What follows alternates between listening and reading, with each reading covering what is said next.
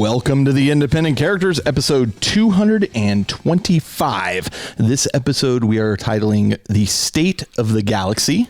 AKA Story Time with Papa Tuttle. That was your subtitle. Yep. So the whole point of this episode is really to, it came across, we were talking to somebody recently. I think it was when we did the Warrior Lodge. And I don't remember who it was on the Warrior Lodge that said, well, I really only started playing in 8th edition, so I was not aware. Yeah. Nary's on the Community Warrior Lodge. Yeah, I mentioned that. That's right. And it occurred to me, we had this on the list for a while, but it kind of changed the way I approached it, because it occurred to me that we have a lot of players now playing this game who were like the old guard now. Right. Yeah.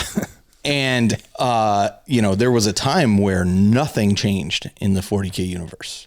Nothing. For a long time. Yeah. And you got a codex update once every couple years if you were lucky. Right. If you played Marines. Yeah. If you played Marines. And if you played Blood Angels, well, you could look at the White Dwarf for your codex. Right. Yeah. Yeah. I mean, there were dark times. Or joint codexes where it's like Dark Angels and Blood Angels had a combined codex. That's right. Way back then. So the point being, for a long time, Games Workshop did not move the lore forward. Everything looked backwards in the 40K universe, or the current state of the situation. And around 7th edition, they started moving things forward. Yeah. And if you go back and listen to previous episodes, we talked about this many times, and I was pretty opposed to moving things forward. To me, 40K, the galaxy that they've set is a setting, not a story. Correct. Yeah. Yeah. To me. Yeah. This is not how everybody feels. And so my take on it was, you don't need, it's 2 minutes to midnight. You don't need to move 10 minutes or a minute to midnight, or whatever the phrasing is we would use. The galaxy is massive, and there are tons of stories that you can tell within that massive galaxy. Not everything has to hinge on a fulcrum point of ending, galaxy ending or Imperium ending. Yeah. Because honestly, a lot of the lore is Imperium focused. Yes. Imperium centric. And a lot of even the Xenos lore is told from an Imperial perspective. Like all the naming conventions for Tyranids are names that the Imperium has applied to Tyranids. Right. Yeah. They don't call themselves that. Right. They call themselves. Yeah. And so anyway, my point being here is that there was a lot to catch up on, especially as you've gone from 7th, 8th, 9th, now 10th edition. Yeah. Even 10th edition has moved some things forward. And so I thought, what a great opportunity to take a look at where were we in 5th, 6th edition? Where are we now? Like what has happened now, and what's the state of things? Because a lot has changed. As I started, I was telling you before the show, as I started creating the show notes for this, I found myself going like way too into detail. Like, then this character did this and this character did that. That's not what we're going to cover here. There's a lot out there. I had to back off of this. And what we want to do is kind of paint in broad strokes. Like, here's how things have changed. And so I'm really going to focus on some key things that shifted the direction of the 40K universe, but also kind of how Games Workshop was thinking and what players were expecting and that kind of thing. And that's kind of where we'll go with this episode. Yeah, I think that's a great take. Okay, but before we get into that, we have to talk about show sponsors for the Patreon. This episode is brought to you by Jeremy Johnson and Justin Hill, of all people. Like, I randomly pick, like, here's the number, and then I go look at who is that number. Yeah. I did not even know Justin Hill, the author from Black Library, was a Patreon supporter. How about that? Love it. Yeah. Thank you both. Yeah. Thanks, man. And the other thing, Jeremy Johnson, who also randomly got picked, was funny because he had made a comment on the Patreon like chat thing that said that he was here for all the F1 talk. Oh, okay. Yeah. Right. So I'm starting a new podcast. It's going to be just me talking about F1 to nobody. Yeah. Maybe Shell. I'm sure you get people. And it'll be just for Jeremy Johnston. So, yeah. So, anyway, we've talked about what the show concept is. We've thanked our wonderful sponsors. It's fantastic. Let's move into Elite Choice. Sounds great. I will go first. Yep. So I chose Campbell McLaughlin and his Primaris Jump Pack captain for the Black Templars, which made it onto the Warhammer community board. I got to tell you, like, I've known Campbell for years now. We took a trip to Europe at one point before we ever met in person. I don't know how it happened. I was just like, well, we're going. Do you want to go? And it's like, yeah, okay. Sure. Okay. So it was like the first time we met, we got along swimmingly. He calls me jokingly. He calls me his ham dad. Yep. So I'm very proud of my ham son. This is beautiful. Yeah. I've seen multiple armies from Campbell in person. I get crushed every time I play him. So I've seen his Ultramarines for 30K.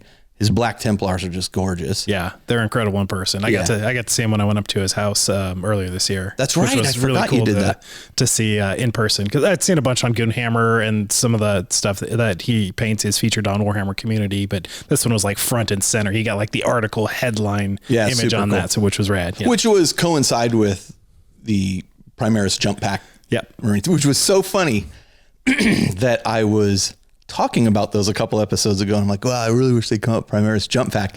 And then couple more days. I'm not going to say who, but somebody who is in the know said, oh, by the way, take a look at this. I'm like, oh, look at that. Right again. Look, when I'm right, I really got to hone in on it, because I am wrong so much more often than I am right. So anyway, that was my choice. I think this is a fantastic looking model. Yeah. And love Campbell and love the work he's done. So. Yeah, absolutely. It's another great addition to that, and really cool to see it called out in such a kind of pride of place spot on Warhammer Community. For sure. Yeah, for sure. All right, what do you got? Yeah, I went with Jimmy Barris and his sweet adaptation of the Warhammer Plus Vindicare Assassin model. Mm-hmm. So that I love that model, but it is kind of awkward because it really just kind of sits in this floating like head of a sister statue, and it's a little awkward as a game piece. It's really cool as kind of more of a display piece. Yeah. And what Jimmy did here is actually, I think, took it to the next level. It's still going to be more of a display piece than a game piece, but they 3D printed this entire sister's statue. Yeah. So and this is now to scale to fill in the body for the head that the statue, that the existing Vindicare came with in plastic. So they did a lot of modeling in order to cut down the head of the existing statue and kind of fill in the gap and make it mesh up with the actual Warhammer Plus Vindicare Assassin model. And I thought it was just such a cool concept and bringing it to life. Like, you got the 3D print, you have modified that 3D print to integrate the existing GW kit in there. And it's just a really, really cool concept and beautiful execution. Like, love seeing that assassin now perched on the full model statue, instead of just kind of this more abstract kind of head as piece of terrain as base. Yeah. So it's not going to be the easiest thing to play with. Like, I'm just going to move this statue around. Yeah, exactly. My assassin now gets towering. I can see over everything. But it's beautiful. It's a really cool idea, and it really well done and inspiring. I really liked. It's a lot of work. For what's going to effectively be a display model. Right. But did he say, is it removable? It's probably not. I don't think it is. I think that would be a little extreme. He cut into the 3D print. He had a friend 3D print the statue, the full size statue, and then cut down the statue in order to integrate the Vindicare kit. And I think it's cut down and green stuffed and all that on the backside. So yeah, I think it's locked in, and it's just a really cool piece. Like, even if you can have it on the battlefield and your assassin just doesn't move. It's a Vindicare. He doesn't want to move anyway, so that's fine. Just sniping people from across the battlefield. But just, again, a really, really cool piece and a neat project from concept to execution. So very nice. Props. Very nice. Congratulations. And then, of course, the new Shell's Kiss segment. There you go.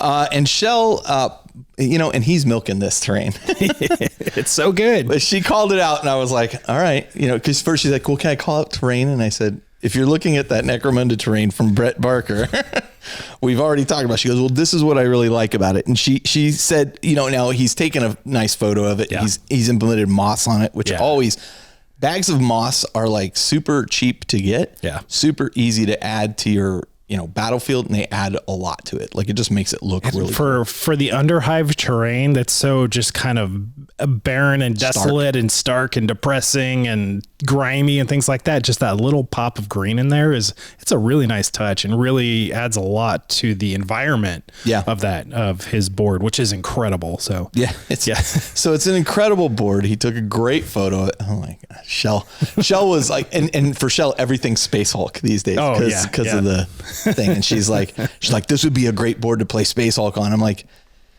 you realize I have a whole Zone Mortalis. Yep. You got to add moss to it now. Yeah. Well, okay. So I'll go buy some bags of moss. They're great. Yeah. It's so congratulations again, Brett. Yeah. Got to get relegated to legend soon, Brett. Not on the same thing. There's only so much we can do with one, but it is great. I love, please keep sharing them. Yeah. We will not keep talking about them, but it did deserve some recognition. Again, I think he's done a fantastic job, and that is a lot of work to paint all absolutely. That stuff. So great job. You got anything else you want to talk about before we kind of kick off the start of the show? Or no games played. Well, we'll get to that. Yeah. Well, nothing specific other than we're recording this right before the Marines Codex comes out. So there's kind of, for me, there's been this little little pregnant pause of like trying to figure out what I want to do with 40K and where I want to focus energies between Marines and Eldari and that army and things like that. And I've got a Titanicus event coming up next month. So just kind of in between projects and trying to figure out where I want to throw in my hobby focus to just, which area. I tend to do a lot of hobby work in the winter just because it's dark a lot more and the weather's not as good to do fun things outside. And you're an outdoorsy guy. I'm an outdoorsy guy, so I like to take advantage of that. So I'll be ramping up quite a bit soon, but I'm trying to figure out where to focus that. All right. Yeah. Well, we'll talk about all that in just a minute again. Yeah. So we're going to take a short break, then we're going to come back and we'll leap into hobby progress.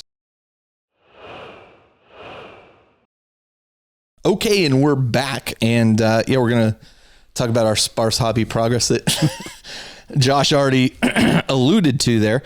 I'll go ahead and go first.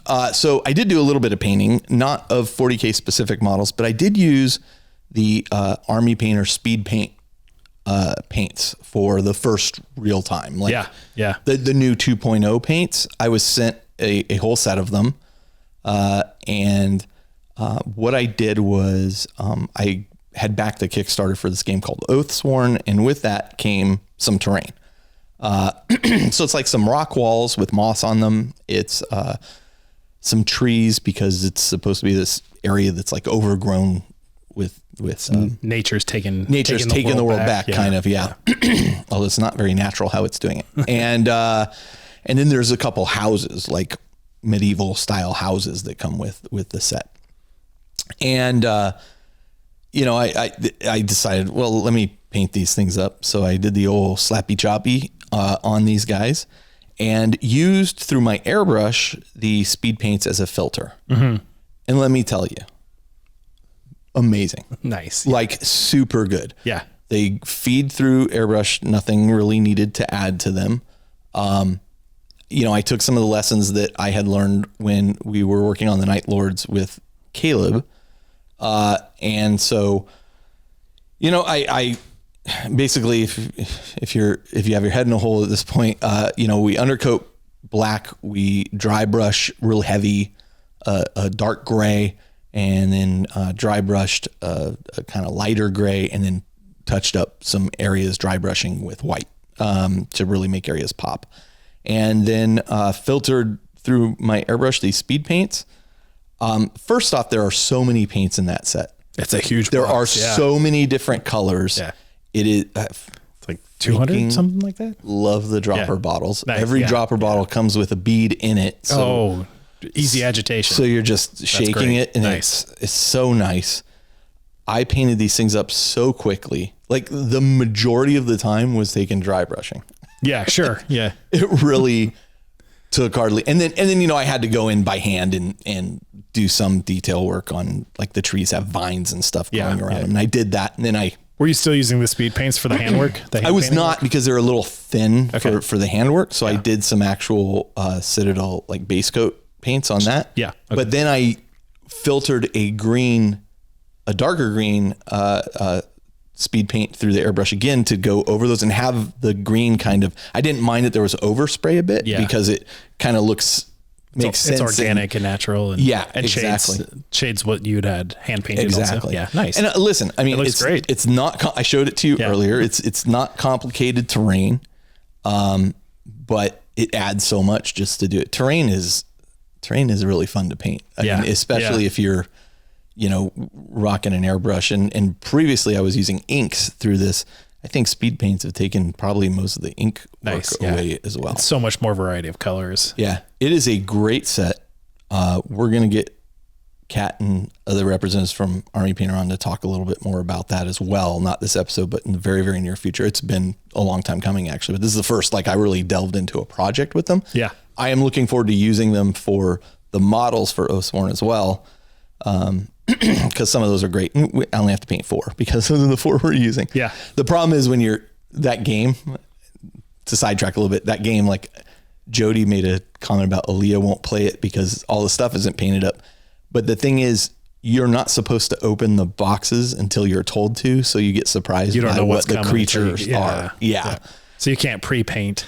You could, but it kind of spoils some of the fun. Yeah. You know, so I'd rather... You could have somebody else paint it all for you so you get the surprise. There you go. Yeah. Except I'm not paying for that right now. Right. Not while I'm out of work.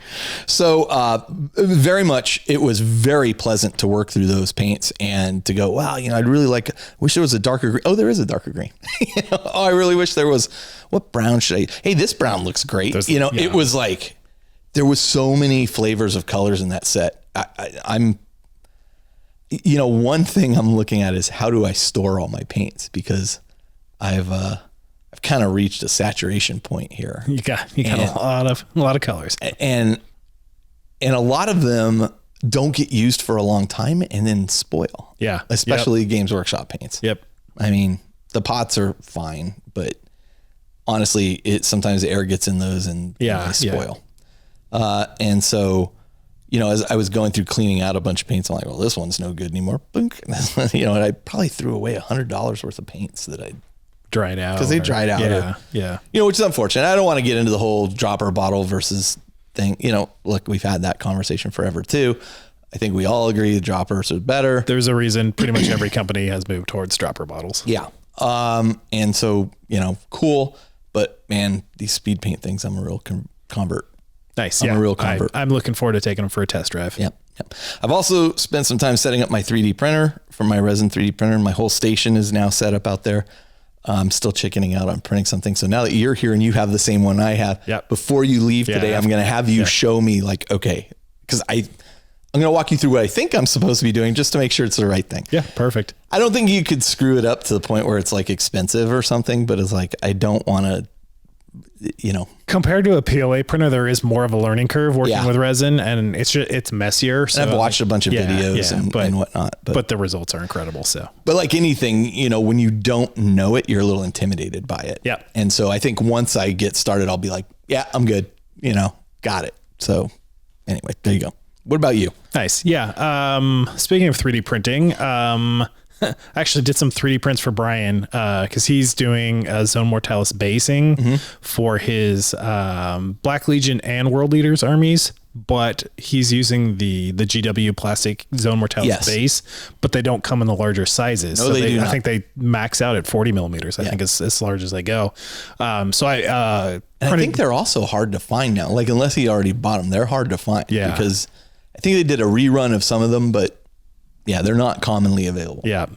And there's so many more base sizes than are accommodated for in that box. So he found files for it and just sent me the links for them, which they were free files. But I resin printed. They're essentially base toppers because Right. they're a little bit thinner profile. So he just put them on top of the bases that came with the models, but now they will match this basing style Close of the enough rest of to- his army. yeah. Yeah, very similar, which was cool. And then I'm working on a corrupted Warlord Titan, which I'd mentioned in the last episode. Yeah. And I've made done some progress. I've done a little bit more work to it. I attached the heads that I got, one from you, one from I Jody. was gonna say, are those the heads we gave you? Yeah, It looks good. so I got 2 Lord of Change heads, kind of doing a twin head thing. I've got I can't believe the scale works so well. it's perfect. Yeah. That looks great. I've got some old Demon Prince model bits as kind of extraneous vents and things like that. Yeah. One thing I did is I've got all the Forge World kind of extra options for weapons for Titanicus, but I haven't built or painted a lot of them. I was going to do it all as a batch, but it's like, this guy, I really want to do the conversion beamer. So I put together that, which was actually really fun to work with. It's a cool thing because the way it ascends, it's actually hollow in the middle. So it's a bunch of pieces that wrap around, and then it's got this kind of central core that you attach things to and then stick on. It's a very Martian laser gun, space ray, but at that scale it's really cool, and it should be fun. So this is going to be kind of a long range possessed Titan that's going to sit back and unleash chaos, and I'm getting that ready again for the event that we're going to next month. So I've got it fully built. One thing I also did was some 3D printing work for this one, because instead of one of the corrupted rules I'm using for it are the kind of warp conduit rules, which partially is why it's got demon heads for its head, but also getting more of that kind of just Empyrean warp vibe going around it. So I've got some of the Spirit Host kits, which I cut out, and those are Age of Sigmar, like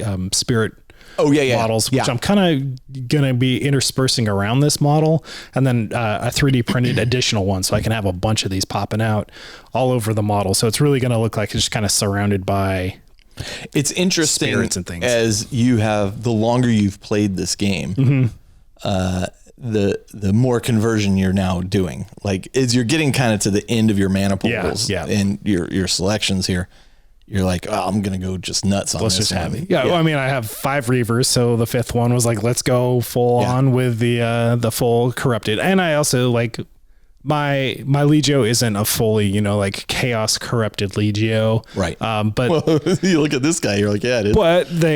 But they're on Prospero. They've been, they are kind of the sister Legio to the Thousand Suns. So there's a lot of influence there. And they later in 40K lore were found to be not traitorous. They just happened to be in the wrong place at the wrong time. But what they were guilty of was a lot of like kind of Xenos archaeotech stuff. So they were definitely delving into Dark Age technology stuff and kind of pushing things further and playing with some Xenos tech and things like that. So I've incorporated that with kind of Tzeentchian's influence and Xenos tech into the Corrupted Titans. And I've been, there's only really one way or another to play them in Titanicus. Right.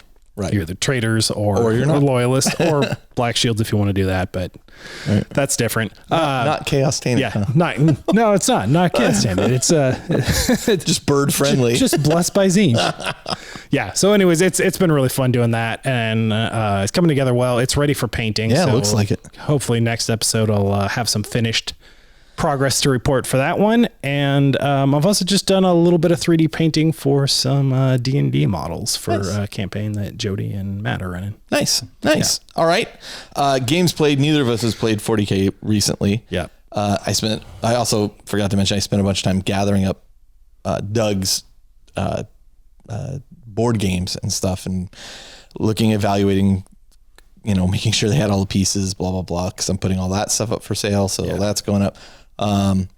But he has a copy of, I have a copy of it too. Forbidden Stars. I looked that thing up. That thing sells for a ton right now, like $250. Wow. I mean, this is a fantasy flight game. Unfortunately, there's not going to be any expansions to it because it's a great game. It's a great game, and I knew it was one of his favorites. So, but you and I've been playing RPGs a bunch. I actually just played, just so we have something we can say we've actually been doing things. If you're a fan of Blade Runner, Free League Publishing came out with a Blade Runner game, and Travis is running a group of us through like the introductory scenario, which, by the way, as far as introductory scenarios go, is like really well done. Nice. I mean, the amount of support you get for their starter set is incredible. You know, you have like, we go to this murder scene or whatever, right? And here, I don't want to do any spoilers, but okay, here's a picture from the security camera of the murder scene. Oh, well, I want to enhance that, right? Enhance. Yep. Yeah.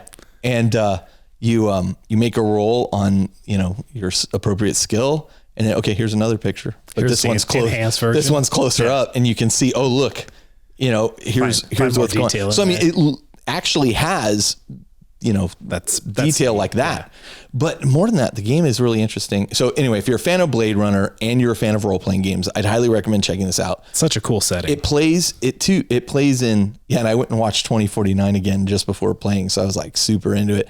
But it plays in such a way that you have like 4 shifts throughout the day. So there's 4 of us playing, and let me just describe this. There's 4 players, not including Travis, who's running. And 2 of them are humans, 2 of them are Nexus 9 working for the police department, replicants working for the police department. And you have 4 shifts throughout the day. You have like the morning shift, the day shift, the evening shift, and the night shift, right? You have to rest one of those shifts, otherwise you incur stress, and stress is one of these things that is tracked through the game, especially for the Nexus units, because the replicants, because if they get far from their baseline testing because they're stressed, then they'll just put you down. Yep. That's so bullet to the brain. Yeah. So what's interesting is, you know, you get all these clues at the beginning. Oh, here's what's happened and blah, blah, blah. And here's all these avenues of investigation. And you're like, well, there's a lot of pressure to complete this quickly. We actually have to split up. And normally in role-playing games, you're like, don't split up the party. Here you're like, for us to do all this, because to accomplish it, because you go to a scene and you do the scene and that's your shift. And so now you're on to the second shift, and it's like, oh, okay. Oh, neat. You have a real timetable associated with it. It's really kind of very cool. Nice. Yeah. It's a very interesting, setting. The setting's phenomenal, but it's a very interesting rule system that really does support the setting. But anyway, enough about role-playing games. And then we started playing, what were we playing? Wildlands. Call of Duty Wildlands. Yeah. No. Call of Duty? No, it's Ghost Recon Wildlands. Yeah. Which Doug and I had played through before. Cheyenne and Campos had played a little bit with us, but it's a terrible single player game, but at multiplayer, it's the best thing. It's super ever. fun. Yeah. It's the best thing ever. So we're just, when we had some downtime, we were doing that instead of painting like we should be. Yep. Yeah. So what are you going to do? So anyway, not a whole lot of hobby progress here. I think that's it. I think that's all we got to talk about. I think that's it. All right. So let's do this. We're going to take a short break. We're going to come back, and then we're going to leap into the main part of the show. And the main part of the show is probably going to take a little while for us to go through. So sit tight. We'll be right back. Welcome back to episode 225 of the Independent Characters. And now we're going to leap into main topic of the show. Again, that's kind of the state of the galaxy, or what was your AKA Story time with Papa Tuttle. Uh-oh, I scrolled down my notes too far. So as I mentioned at the top of the show, these are kind of broad swaths. I don't want to focus on, but Dante did this at this point. I'll touch on some of those things, but Mephiston did that, okay. Yeah, I know. There's a whole, you will never satisfy everybody if you start talking about detail, because they'll say, but you didn't mention that Abaddon got his toenails clipped. There are 100+ books for a reason. Like, the lore is so deep, and there's so much in there, and there's certain stories take those avenues so deep that the best way to get those detailed close-up views is to read it in its natural state. But we'll give you a nice overview. Yeah. So there's really 2 initial things here that happen, kind of late 6th, early 7th, that start to kind of open the door, I think, to, hey, some changes are coming.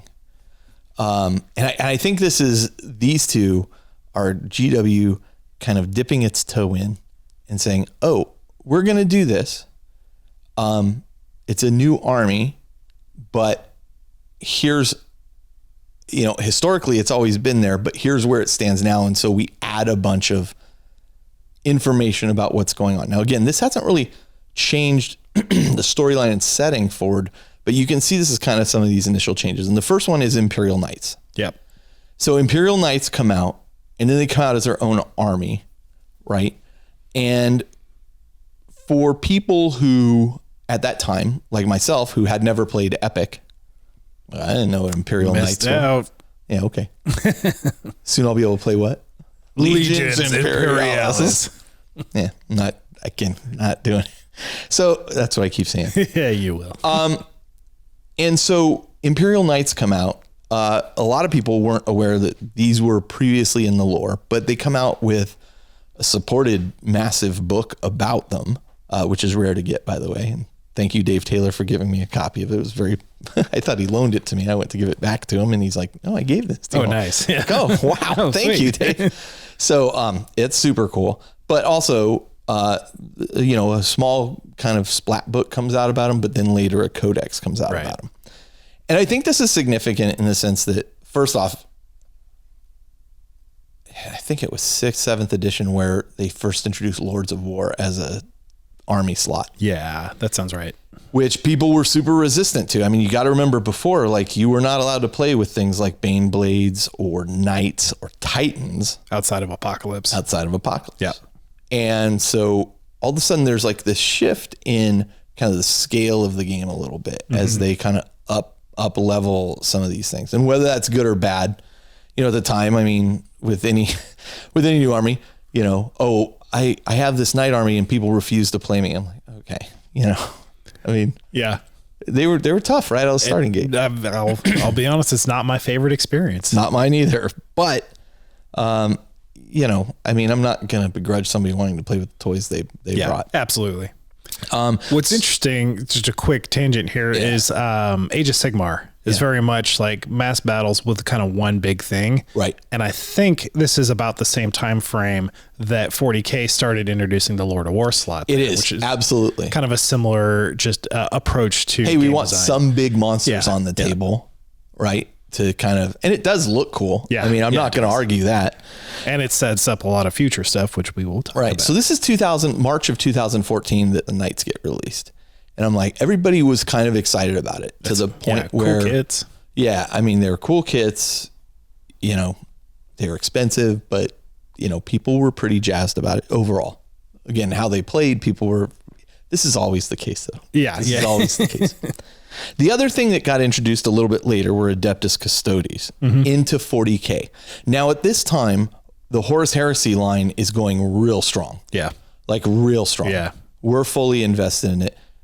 Adeptus Custodes are introduced into 30K and quickly into 40K afterwards, a plastic sets come out for some of these, which can be used bilaterally. I mean, they can be used unilaterally, I guess is the word I'm looking for. Maybe. Anyway, they can be used in both. 10,000 years. In both. Yeah. Now this is also a kind of change forward too, because up until this point, the Adeptus Custodes in the lore are the guardians of the Emperor. They do not leave Terra. They do not really go outside of the Imperial Palace for the most part. Right. Yeah. Other than some very special missions, but now all of a sudden they're everywhere. Well, okay. Yeah, they are everywhere. There's more of them than there are Grey Knights. Because they're, who are supposed to be the elite of the elite, the elite. These are the elite of the elite, of the elite of the elite. A leader. And so you have very small armies, which appeals to some people who don't want to paint a lot of stuff. Yeah. Again, their vehicle support is really very limited. Very limited. It's based out of Forge World primarily. Later, they get like a Land Raider added to it as like the Talons of the Emperor set comes out. Sisters of Silence are kind of part of this as well. But the interesting thing here is that you now say, well, the Custodes sometimes are going out on these ranging forces or joining other forces or whatever. Again, people don't really like to play against these initially. They're really tough. They're very tough to beat. I mean, the thing to remember is as you start killing them, their efficacy drops tremendously, right? Because they're so elite. But that being said, I see these two shifts, these two releases, as kind of a shift forward where they're now making kind of exceptions or bringing things that from the past that hadn't been brought forward. Now they're bringing them forward more and saying, oh no, actually these knights have been around all the time. Yeah. Okay. But this kind of lays the foundation, I think, for some significant changes that come further, because as we get towards the end of 7th edition, which is just this mishmash of allied forces and changes and ways to play air battles and ways to play just tank battles and strongholds and fortifications, and it's kind of a hot mess of options. It's a hot mess. Yeah. And I mean, you would think an unlimited number, like a tremendous amount of options is a good thing. As it turns out, it is, but man, it makes it hard to manage. And I think Games Workshop realized this is why 9th edition kind of went down the same route towards the end. I'm like, what are you doing? You're repeating the same mistakes. All the supplements are back. That you did in 7th edition. Because those complaints we heard towards the end of 9th edition, which were, I have to bring 5 books to play, blah, blah. Listen, if you played in 7th edition, you heard that Been there before. It was, and I would argue it was actually even worse in 7th. I think they pulled the plug a little quicker this time than they did in 7th edition.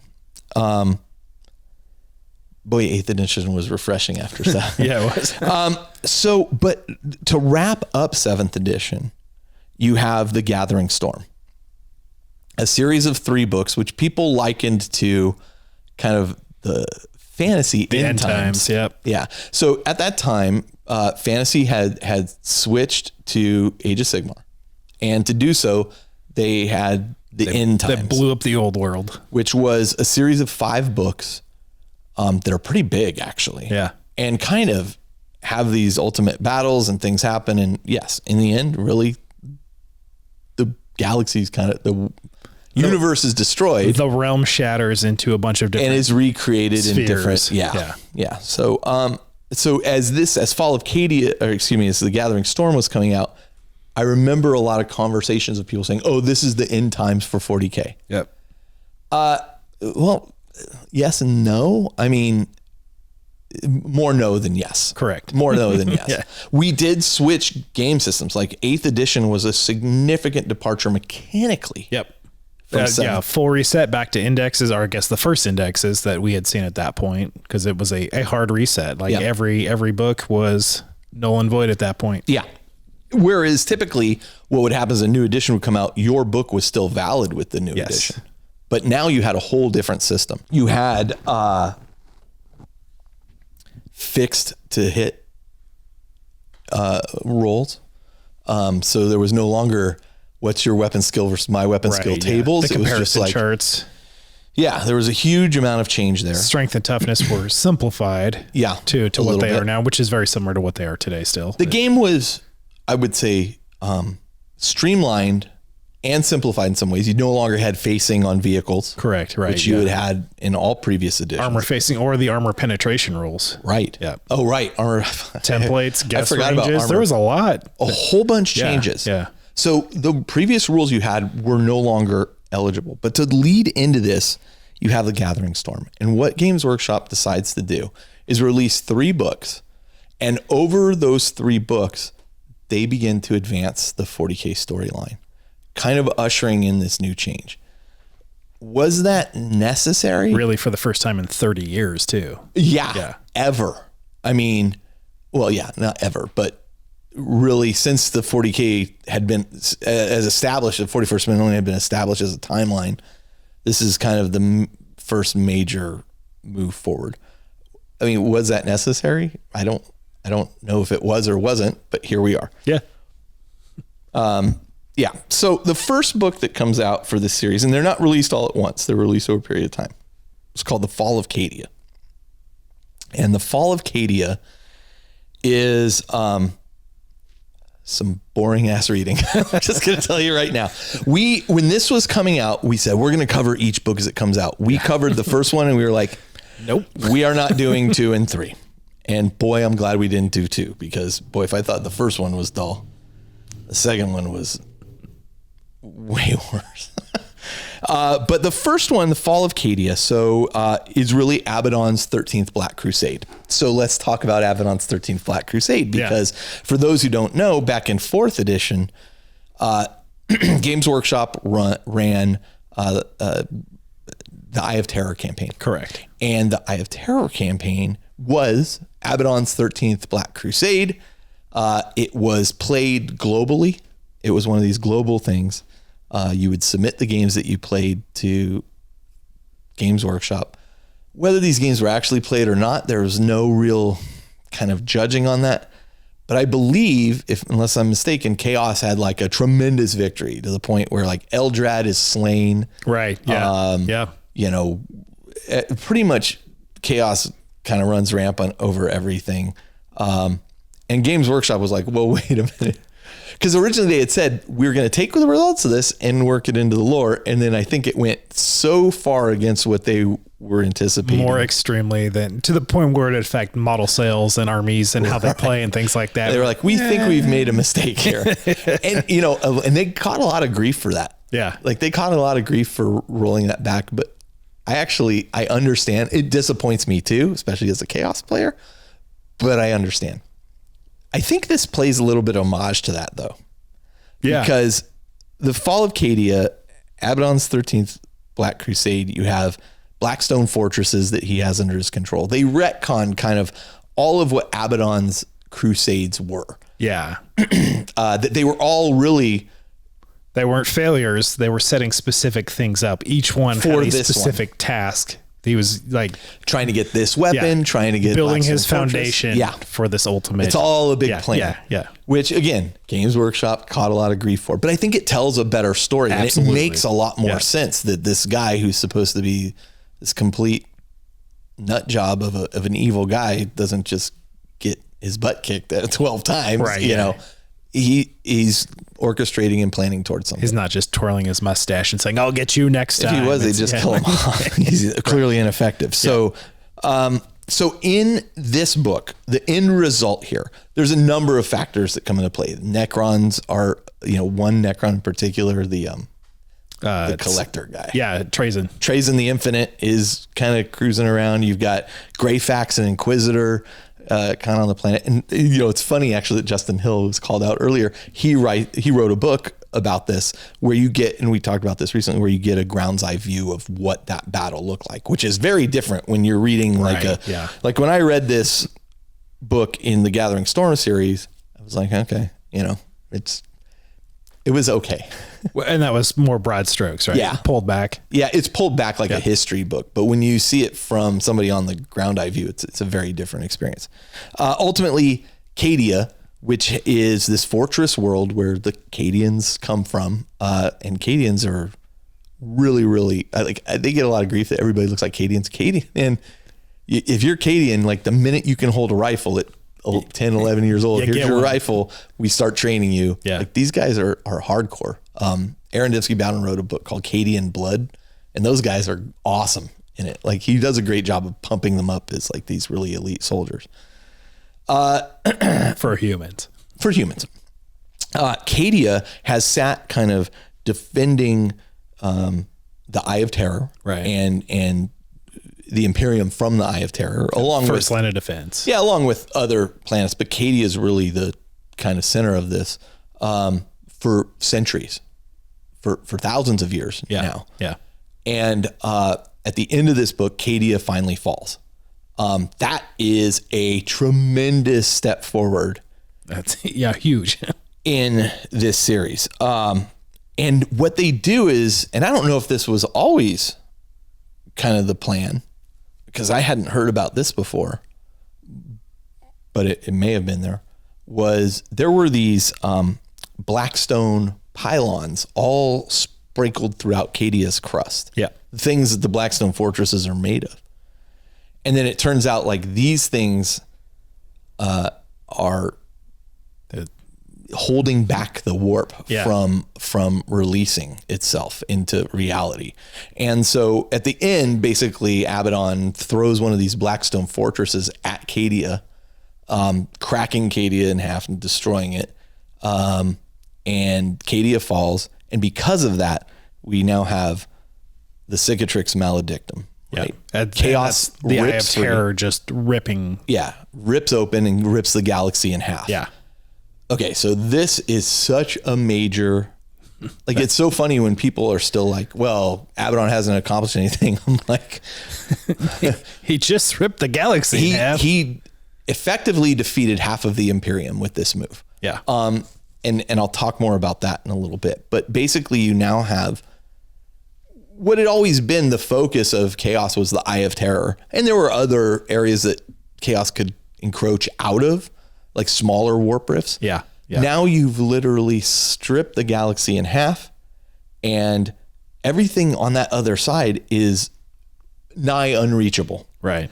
And what's fascinating about that too, and I think they haven't explored it enough yet, is that there are some significant Space Marine chapters on the other side of that. Right. Yeah. Like core Space Marine chapters. Blood Angels. Ball is on the other side of that, rift. It's like, what's going on with the Blood Angel? Yeah.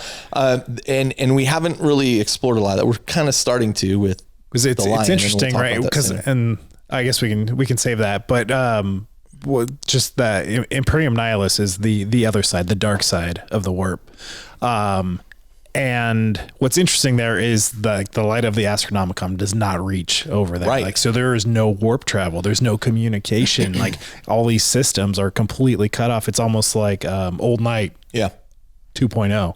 Yeah. And there's a couple corridors through this thing, but I think in Spirit of the Emperor, Aaron writes a really good explanation of just how difficult that is to actually even try. Yes, it's possible to get through there. Yeah. It's not a good trip. Not likely. You're going to lose a lot of ships going through there. So that's crossing the rift itself. Yeah. So this is a massive change. Like, this is a massive change. And when this occurs, like, we're still in 7th edition. So, like, cause this is the first book. Right. Yep. It's unfortunate that the write up to that was so mundane because it's such a cool advancement. It is a cool advancement. And it's honestly the one advancement that I was like, it's so funny. Cause at first blush, when it happens, I was like, that's really dumb. And then as more like, I was like, how it felt kind of lazy. Oh, well, but then as talented writers began to write about it, I began to see the potential for some great storytelling. I mean, like, I'd never thought of the 40K universe as like post-apocalyptic, but it kind of is, but it isn't. Yeah. But then you look at the other side of and I'm always like a huge post-apocalyptic fan.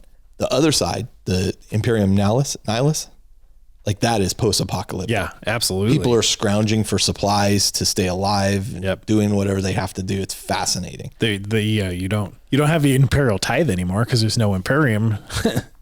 No Imperial presence over there. Loyalist Space Marines are now turning into renegade Space Marines because they're like, well, you have no support, you have no warp travel, no communication. Like, you have your system, and you can only really travel in system. Yeah, you can travel outside, but you got to be real short hops and and it's dangerous. It's very dangerous. Yeah. So, I mean, I think there's a lot of fascinating potential for stuff on that side that I think GW still has not explored enough. So anyway, the other aspect that happens here is the introduction of Belisarius Call. Yeah. This is a game changer. You have a new character added to the game as well, but a character that has such massive ramifications to the lore. Yeah. Yeah. And in particular, his, he's present on Cadia for a short period of time. He is ultimately responsible for, we'll get into it in a little bit, but the introduction of the Primaris Marines into 40K lore. But he is kind of led around by some of the Eldar, as the Eldar get into the second book, The Fracture of Bealtan. If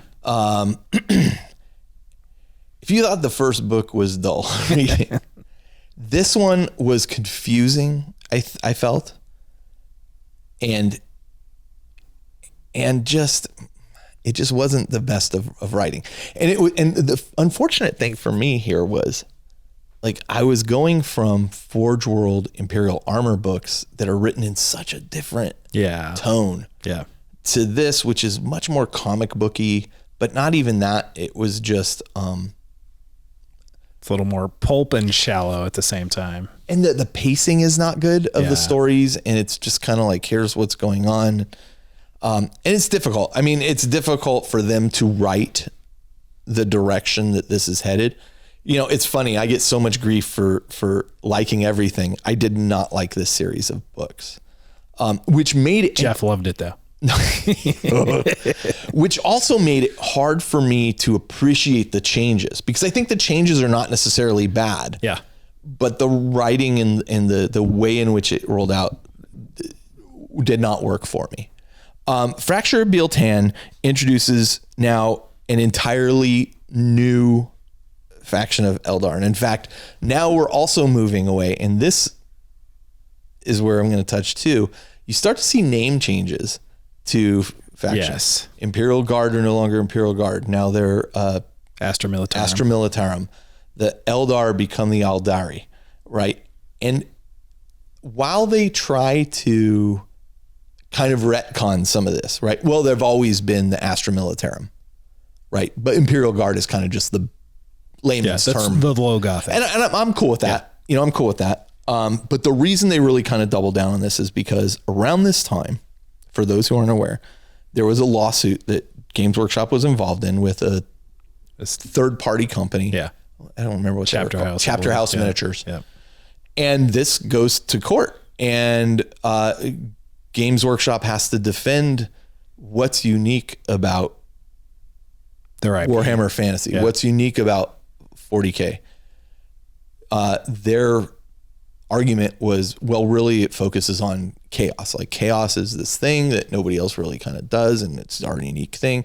And so you have like stuff like, this is why Age of Sigmar comes about, to be honest with you. Yeah, it's a right? Huge reason. You had the what were the knights? The Bretonnians. The Bretonnians. It's like they're just European knights. They're just European knights. Yeah. You know, why you can't really IP defend guys on horses with lances. You know, it's like it's a thing. So this leads to a lot of where we are now. And I mean, to kind of sidetrack here for a second, but I remember people were just cheering on Chapter House Miniature. Oh, stick it to the big guy. They've been screwing everybody, you know, with their IP lawyers and blah, blah. And you know what? They're pretty aggressive with their IP lawyers at certain points. This was also previous iteration management of Games Workshop. A whole new management now. Very different from how things are publicly faced today. People were just cheering on David defying Goliath. And then when Goliath says, okay, fine, now we have to make these changes. Everybody gets real upset about that. It's like, well, what we're a company, and I'm not trying to defend Games Workshop, but like, I understand the thinking. We're a company. We're trying to make money. We're trying to sell models. If you're encroaching on that, we have to defend ourselves. I mean, that's just IP. Yeah. You know, and if we're not, well, then we got to make changes. Oh, you don't like those changes? Well, that upsets us because we want you to like the changes because we want you to buy the models, right? Yeah. They're trying to find a solution. And a big part of where it stemmed from was there was models in codexes or units in codexes that Games Workshop had not yet released models for. Like the Tyranid drop pod. Thunderwolf Cavalry was a big one of that. Like kind of a very iconic unit for Space Wolves that didn't exist model wise. So somebody else came up with an option. Yeah. And they were wildly popular. And that was a problem. Yeah. Mr.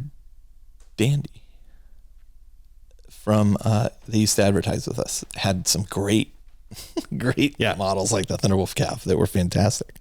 So anyway, Fracture of Biltan deals with the emissary of Yanid. It has basically a whole Eldar god kind of coming back into being and It's an interesting concept because this is Eldrad kind of had the plan, right, with the soul stones of like, if every Eldar dies, then we can kind of re-summon Yenneed. Yeah. And this will be the god to actually kill Slanesh. Right. So that Eldar will be free going forward. Even if they're all physically dead, their spirits will be free going forward, which conceptually is what they'd want. Fantastic. Yeah. It's a really so cool you concept. have a 3-pack of characters that get introduced. Yvrain being one of them, the emissary of Yenneed. But there's this whole like, and I just didn't find it fascinating. Like there's this whole backstory of her where she's fighting in the pits of Kamara and, and then she defeats all these people and yada, yada. And it kind of, it just kind of went on and on. I was just like, I'm having a hard time making my way through this story. Yenneed represents the hope for the dwindling Eldar race, as you just said. Which I think that the plan for me was really cool. interesting. Like if every Eldar dies and all those soul stones combine and basically form this god that can defeat Slanesh and like free the souls of this entire race that's been persecuted since the birth of Slanesh, like that is awesome. Like that's a cool concept, which is unfortunate that it's less exciting on how it unfolds. Right. And then you have the Yenkarni, which is the avatar of the newly awakened god of Yenneed. Yeah. Anyway, you get some new models for Eldar, which hadn't had models in forever. Right. Yeah. At this point, they're vastly different, and what they end up doing is kind of making this Eldar faction that's kind of combining a bunch of Eldar factions, including Harlequins, Drakari. Yep. The Yennari, and then Craftworld. And Craftworld are all kind of crammed into one list. And you kind of get the sense that they're like... It's real different from how it plays. Yeah, it's super different. It's super different. Oh, very thematic on things dying and units being able to move and things like that, but it's different. Yeah. But story-wise, again, like we see this huge advance. Now this is for the Eldar, who... It's interesting. Now that I have future knowledge and I think back to it, it's kind of the only direction they could go with the Eldar. Right? Like, I mean, the Eldar are never going to be a resurgent race. Yeah.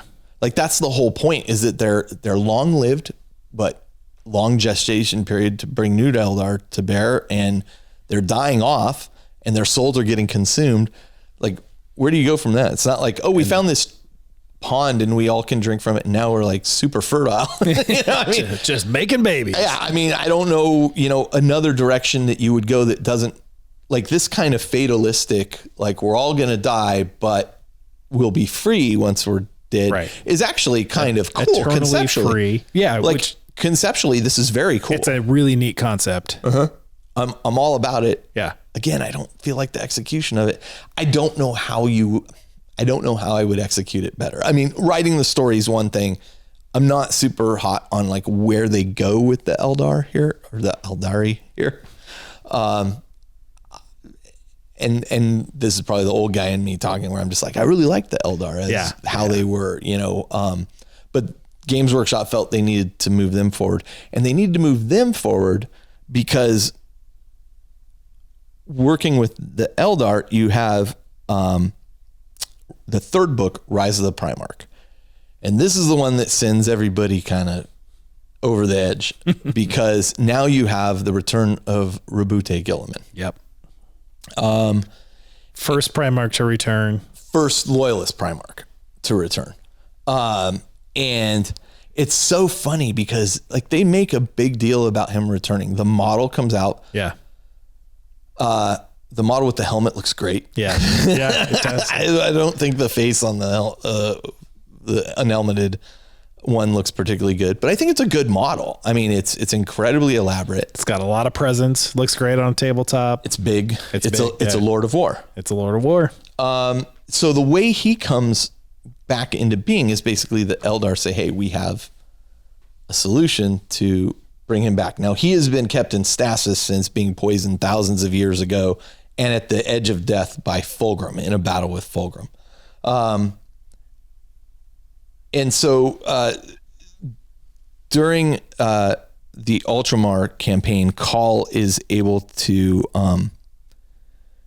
work on,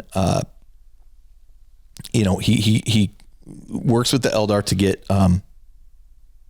Gilman resurrected, basically raised, freed. He still has to wear like this suit now to keep him alive, because of this constant poison within him. But Gilliman kind of comes back. I want to say at the end of the Biltan book, like, is where they really raise him.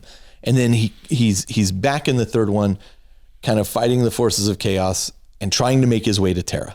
Cause he's like, I gotta get to Terra to kind of shore up the Imperium. The Imperium is now on the verge of collapse because half of the Imperium's been wiped out, basically. You have not only that, we're just talking about like Imperium Nihilus, like that's the only problem. All the worlds that kind of border this are now facing chaos incursions, alien incursions, right? I mean, renegades are running rampant right now because chaos can still get where they want to through the warp with same relativities they've always been able to. To that point, they literally assault the Sol system and Terra. Yeah. Like, I think a bunch of bloodthirsters appear on Terra and start, fighting on Terra at some point. So, I mean, look, this is like moving the needle well forward. Yeah. And I think that the frustrating thing for purists of 40K at that point was, look, if you were saying we were at 1 minute to midnight or whatever, now what? We're 30 seconds to 30 midnight? seconds. I mean, like 15 seconds. It was interesting to see like where it was going. Again, I think getting through the stories of these books, and I still own the books because, I mean, they're kind of a historical piece of it. Getting through the story and the writing of it made it very difficult to appreciate kind of what they were doing, which is interesting. Like, as we're talking about this, like that's kind of occurring to me. Yeah. It's a neat setup. Yeah. And I didn't appreciate it for what it was at the time. So long story short, Gilliman makes his way back to Terra with Belisarius Cawl, who at this point it's kind of revealed, oh, you know what? I've been working on this Primaris project for 10,000 years that I started way back when, and these are like more advanced Marines. And I've got thousands of them in Stasis. And they're from all the different got all the gene chapters. Yeah. Which is interesting because, like, what do you do with the ones that are like from Death Guard, and that they're probably a little concerned about those. Yeah. Keep them on ice. Yeah. And so, I mean, and there's concern that like the work that Cawl has been doing is borderline heretical. Yeah. Right? Yeah, absolutely. But, so this serves kind of twofold points here. In the lore, it shores up the Imperium a bit, right? Because the Imperium is about to be destroyed. And it shores up the Imperium to say, hey, but there's hope. Yeah. Right. Yep. There's always a spark of hope. There's always a spark of hope. This reminds me of the Raven Guard in this is Horus Heresy time after Istvan. Like, Raven Guard tried to rebuild after getting massacred, and they actually got some of the like genetic coding secrets they were essentially trying to make like Primaris Marines 10,000 years ago in order to repopulate their massacred chapter legion at that point. But it ends up not going so well for them. With corruptions and things like that, and they obviously weren't the emperor, or they weren't masters of the genetic components to that. So there's an interesting history of somebody trying to do this and it not turning out so well. So now trying to do it on even a much broader scale for every. Although with somebody who's probably a little better at it than they are. Yeah, absolutely. But it's cool. Like, history repeats itself, but so there's hesitation. But let's see how it goes this time. It's so interesting to me, though, that here you have Belisarius Cawl, who's a model you can play on the table, a complicated model. One of my issues with 40K, and I've always said this, is that I'm torn on this point, is that you have this massive galaxy, and yet here you have Call and Gilliman that are like, let's go solve everything. Yep. It's two people that are gonna. They are the Imperium. Okay. And I mean, I guess, in history, you have people who have had such an impact. You have Oppenheimer. Yeah. Right. Yeah. Who changed the world and the way things happen there. Yeah. Look how many special characters we have on our one little planet here. And then multiply that by a galaxy. You got a good point. You got some pretty good villains, and hopefully you have some pretty good people. But I completely see what you're going for, which is a big part of why I don't play special characters in the game. Doug didn't either as a result of this. It's a huge galaxy. I'd rather create my own little stories for this captain and why he's important. And I love playing, not Abaddon, Armin. I love playing him on the table, but occasionally I'm like, I'm going to play without him. He can't be everywhere. Yeah. This is silly. I'm going to play with him and play on tabletop. Nice. I'll talk more about that. But that was what I meant. I meant to talk about that in the hobby progress section. I'll talk about it at the end of the show. Yeah, I mean, everything hinging. I just feel like characters take too big of a role in things. Like when you would read Forge World books, even when they had like named characters in those Forge World books, like they do some stuff over here, they do some stuff. Maybe they have a big battle, but then it really is just a small part of that thing. Now, that being said, there was always this kind of, in a galaxy of millions or billions, trillions,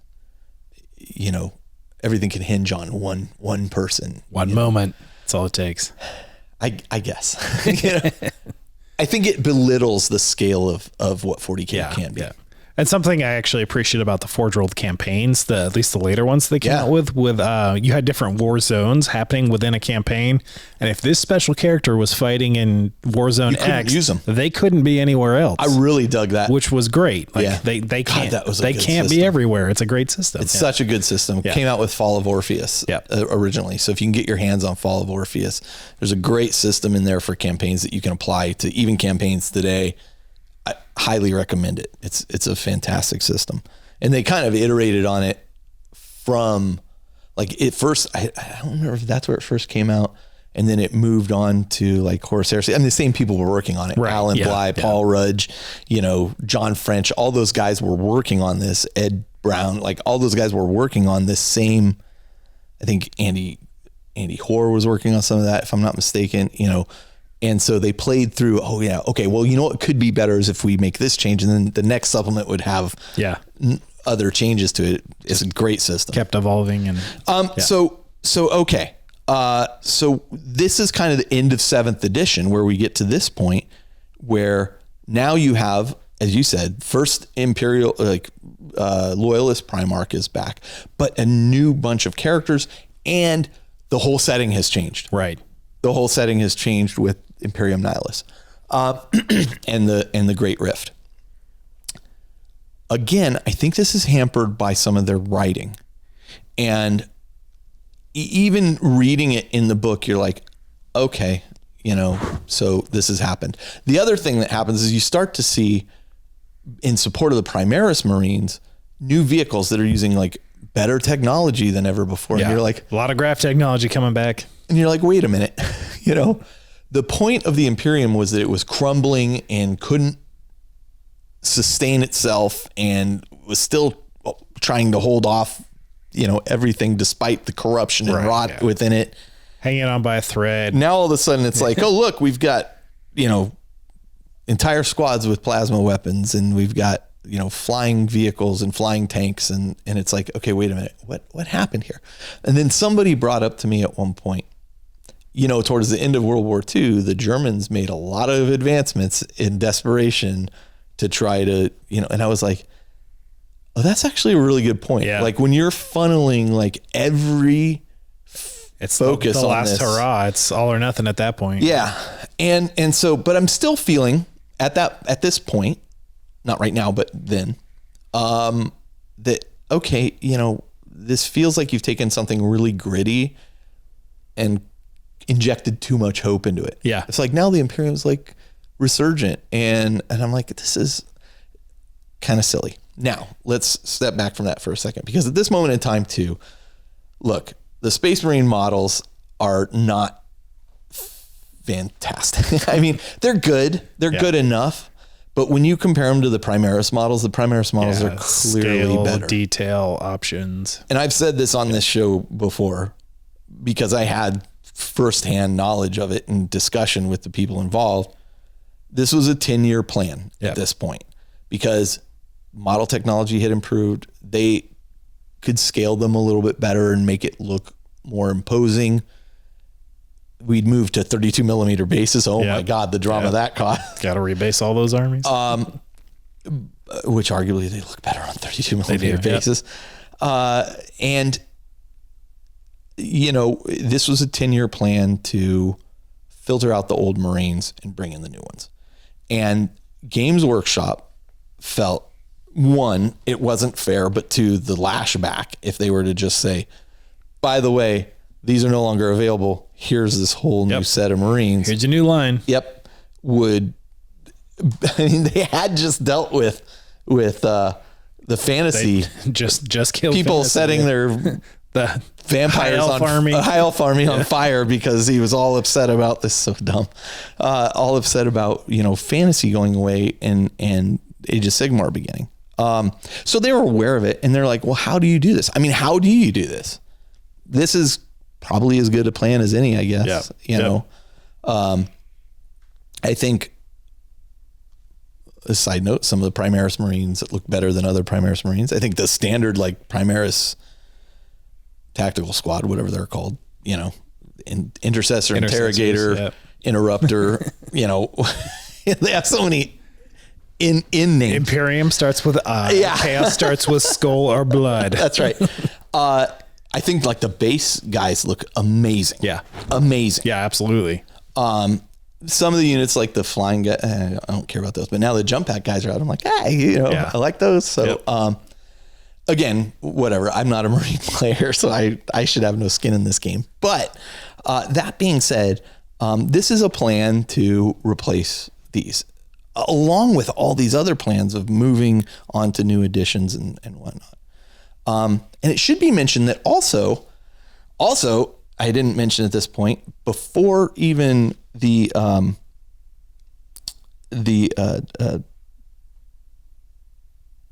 Fracture Biltan and all this, the Gathering Storm series, you have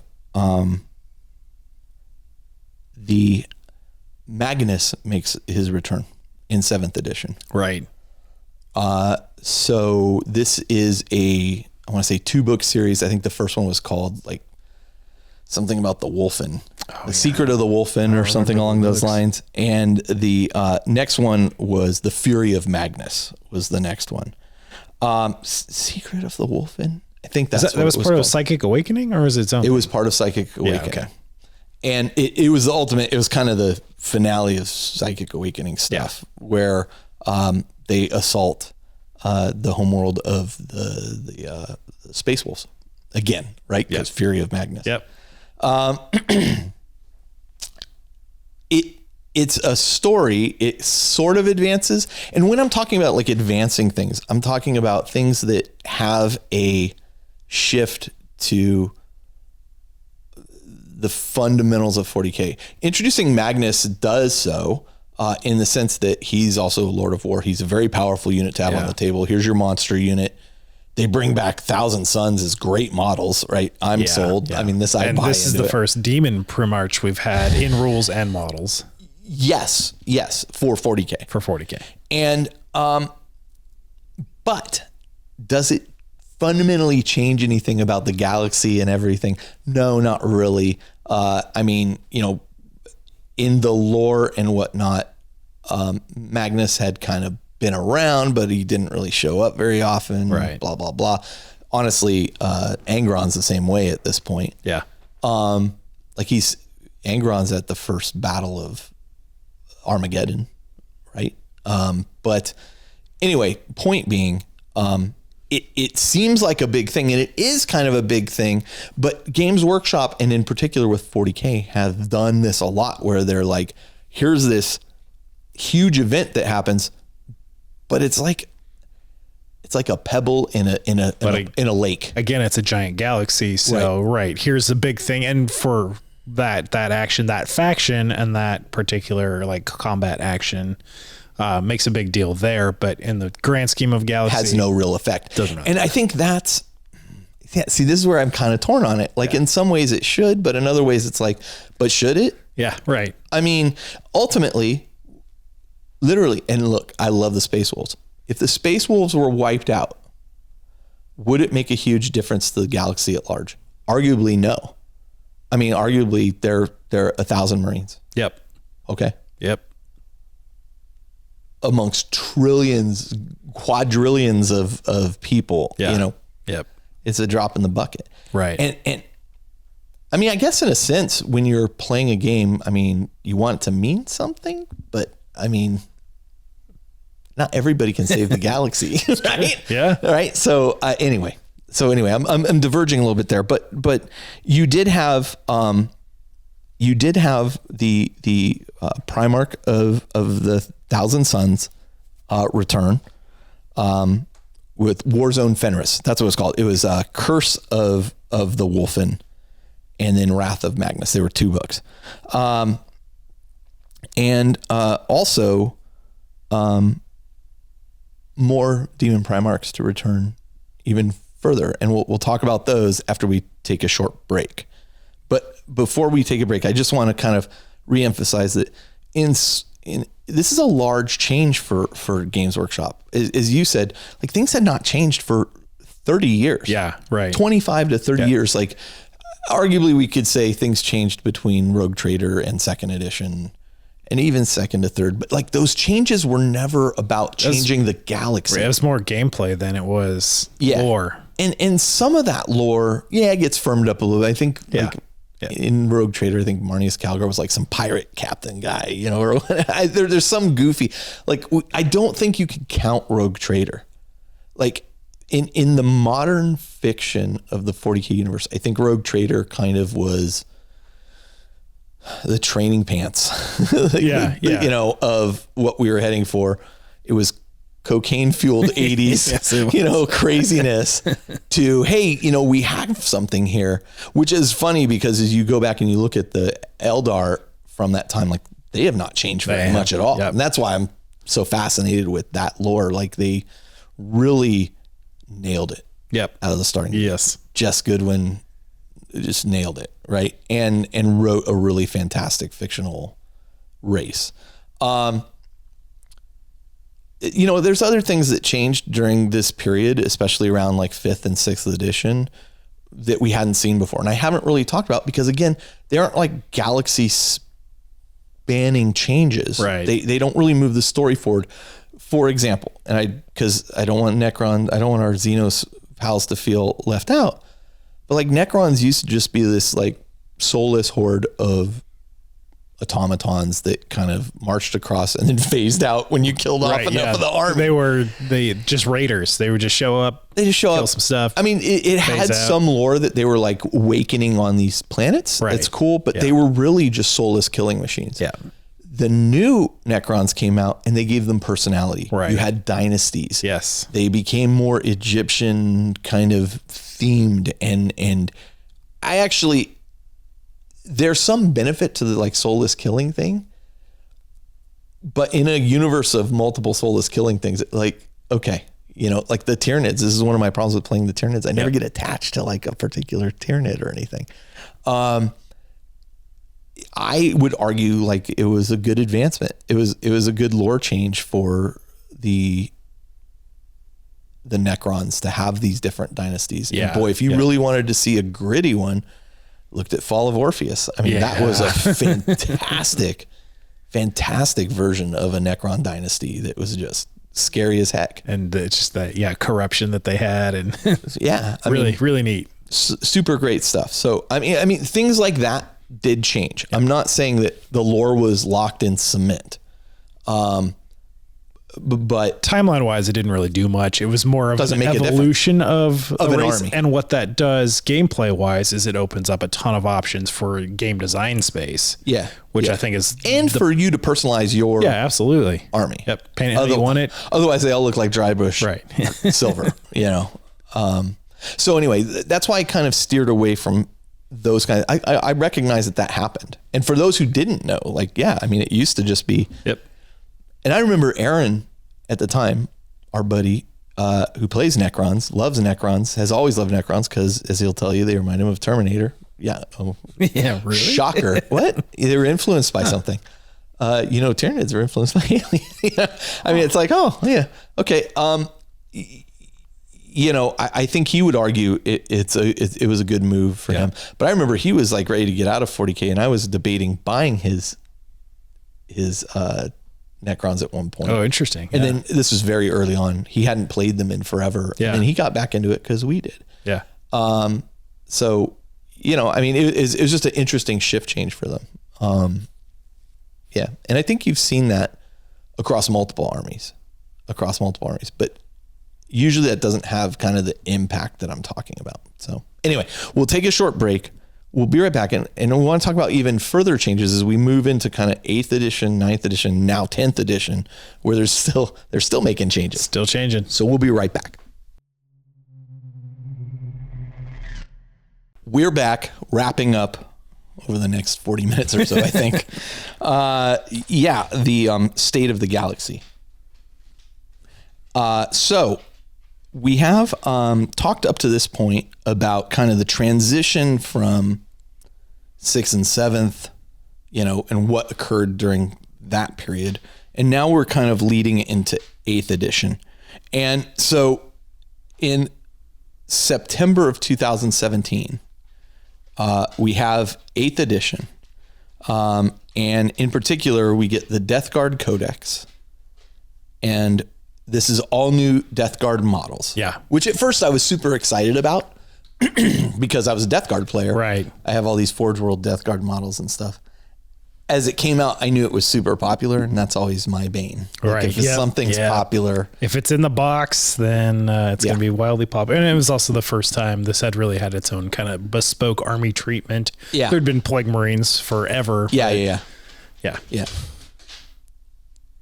And if you're on video, you're seeing my dog chase her tail. Aria, lie down. So, anyway, sorry for that. But in addition to the Death Guard comes Mortarion. So now we have the second Demon Primarch released. Mortarion's, it's a gorgeous model. Yeah. Now, what's interesting is prior to this, we had seen Mortarion released in 30K. Right. Non-ascended form. Correct. So non-demon Mortarion. So we got a good look at what he looked like before. That's a great model too. It is. It's fantastic. Yeah. And what he now looks like. Going back to my point, I kind of bow out of the Death Guard at that point. Justin dives into them pretty hard. Yeah. Brian went into them pretty hard also. Something lost me on it. I don't even know if it was the popularity or what. I think I was just moving on at that point. And by then I was so absorbed with my Thousand Suns too. So. Yeah.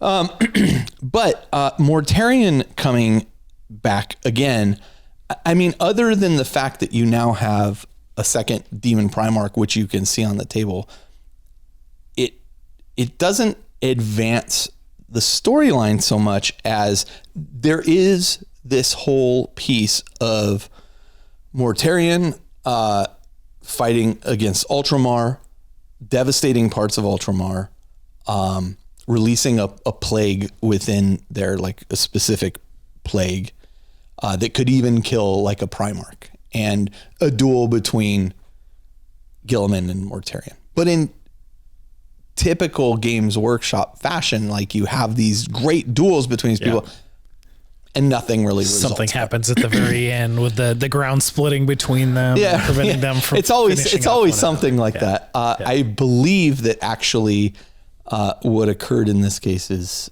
I want to say Mortarion defeats Guilliman at one point, but then with this plague thing that's racing through him, but power of the Emperor, and the Emperor's sword is able to disperse Mortarion for a time being or something. Yeah, regardless, again, it's not really advancing the overarching storyline. Yeah. So much as you have a sector.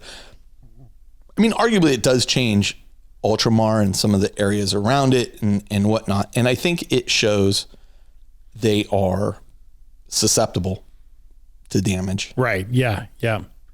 And even Ultramar, which has probably been the most stable kind of, there's even Imperium Secundus at one Imperium point. Secundus. Exactly. It's really been its own kind of self-contained system of planets. Yeah.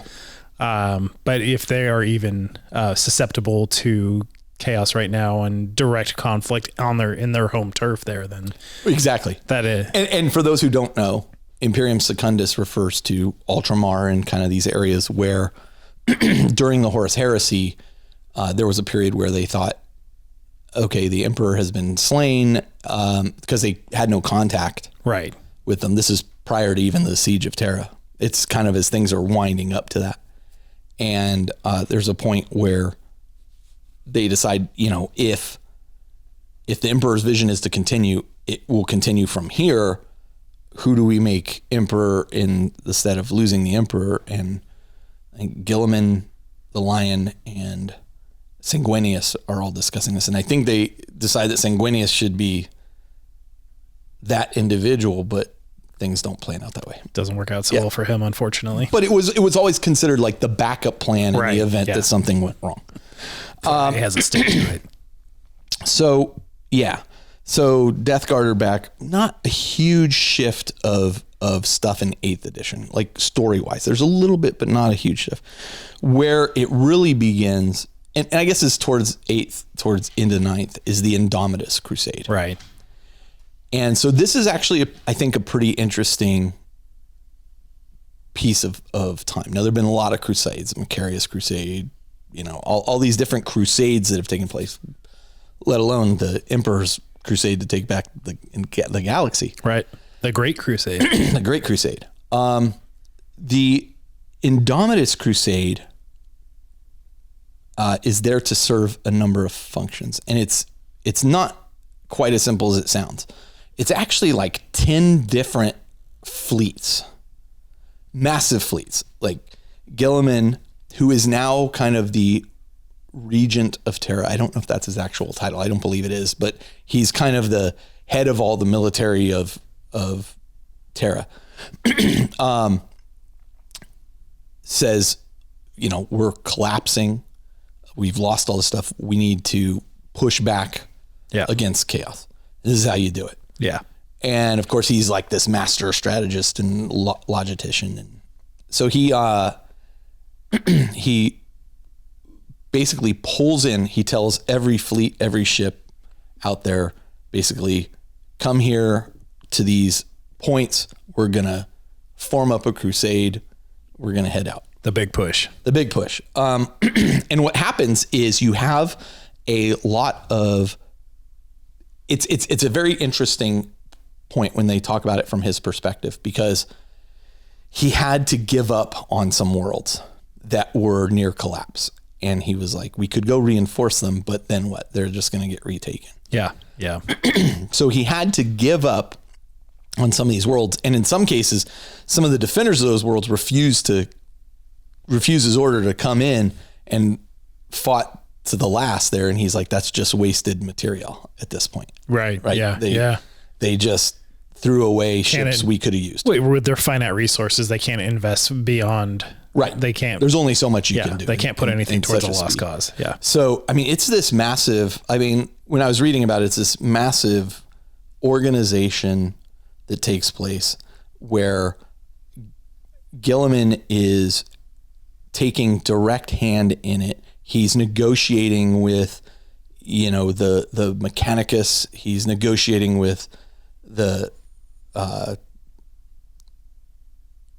what do you call the guys that the navigator houses? Yeah. Right. He's negotiating with the Lords of Terra in the different areas that they control Actually, a really interesting piece here is the head of the Navigator House tries to kind of get more out of Gilliman than Gilliman's willing to give, right? To the point where he's like, well, we're not going to support this unless I'm given more control of blah, blah, blah. And Gilliman basically has him dragged out and burned at the stake to make a point that, listen, I'm not screwing around. We're all in this together or we're all going to die. I thought that was pretty awesome. That'll make a point. He made a point with him. They're like, oh yeah, okay, what do you need? So it's interesting that he gathers us, but he also creates and I cannot remember for the life of me the name of the organization he creates, but basically he creates this layer of the top people who understand the bureaucracy of the Imperium and how it works, and brings them all together. And it's still like 1 million people or something this, and has them gives them all authority to make all the decisions, to choose what needs to go where and how to get it where it needs to be. And he's overseeing this personally for the first part of this.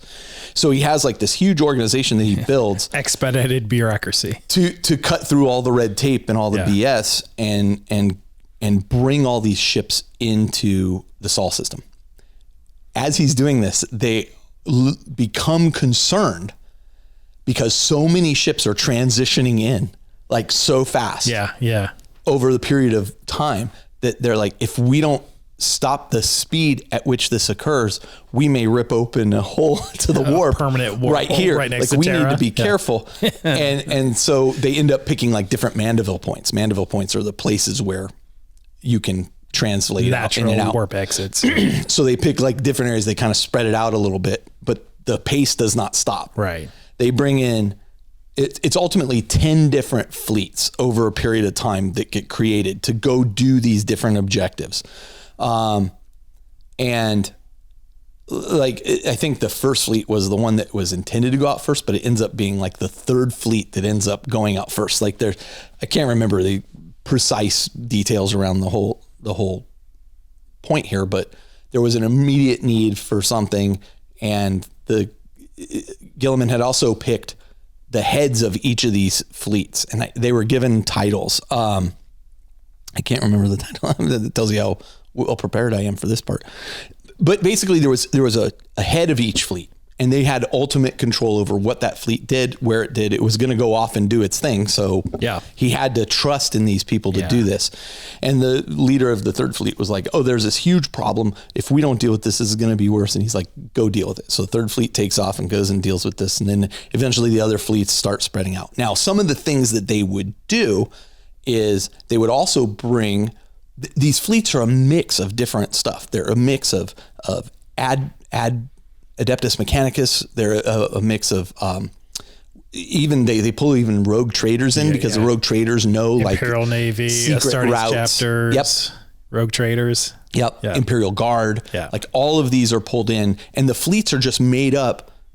You would sound like a mishmash of things, but it's actually intentional that they are formed in exactly the way they are to achieve the goal that fleet is set to achieve. Right. But some of these fleets contain Space Marines that are Marines of the Primaris sort, to go out and find chapters that are lagging, need support, and then provide that support. Or in some cases, they find these chapters are totally wiped out and they just restart the chapter as a Primaris chapter. Oh, yeah.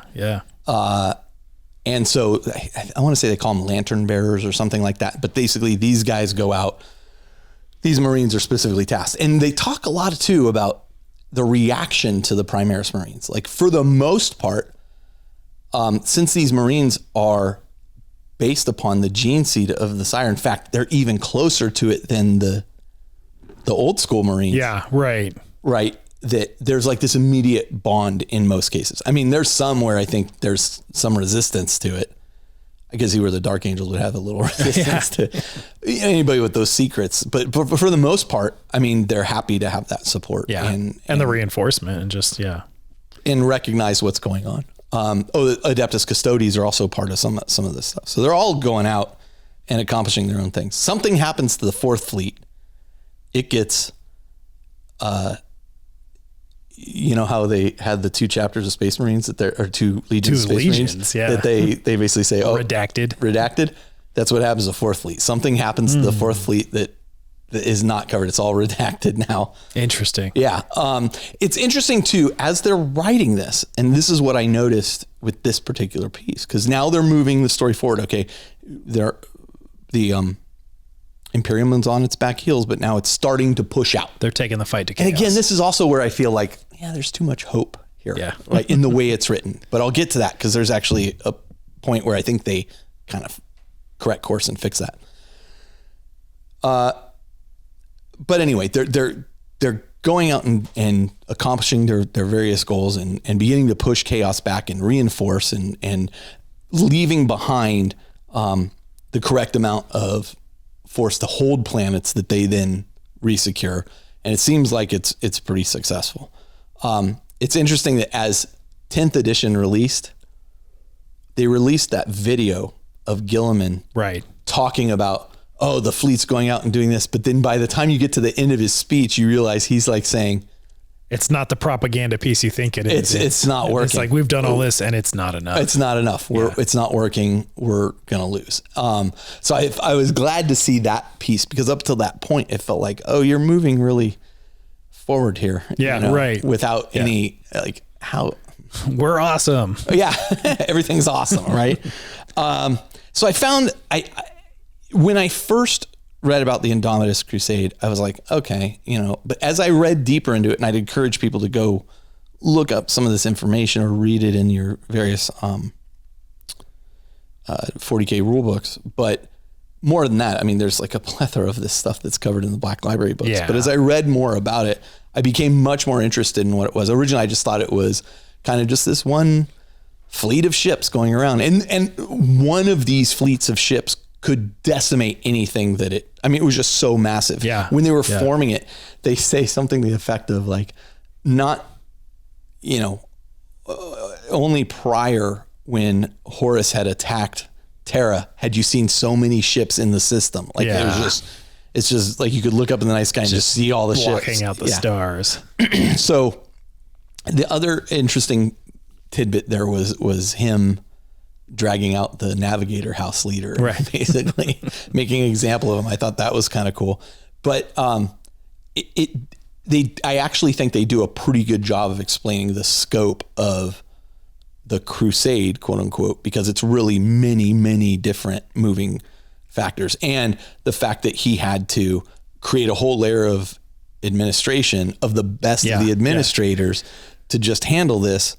And then he ends up going out on crusade himself, leaving that administration thing to manage what's going on themselves. Which it's interesting how they've set it up too, with that each kind of fleet of the greater crusade is going off to complete a task, not dissimilar to Abaddon's Black Crusades of the past. Like each one had been set out to achieve a specific objective, trying to get. Except this is just all simultaneous. This is all happening at the same time because they're desperate. Yeah. It's kind of an interesting parallel that they've. That's a good point. Created for themselves. I had not really drawn that correlation, but that's pretty good.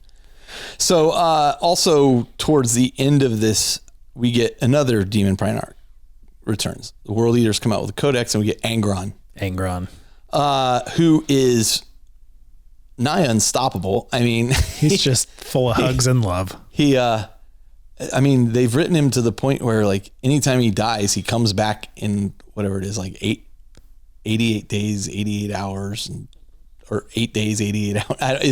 It's all eights. It's a bunch of eights. Yeah. Very thematically. And he can come back. Yeah. And he does on tabletop. Yeah.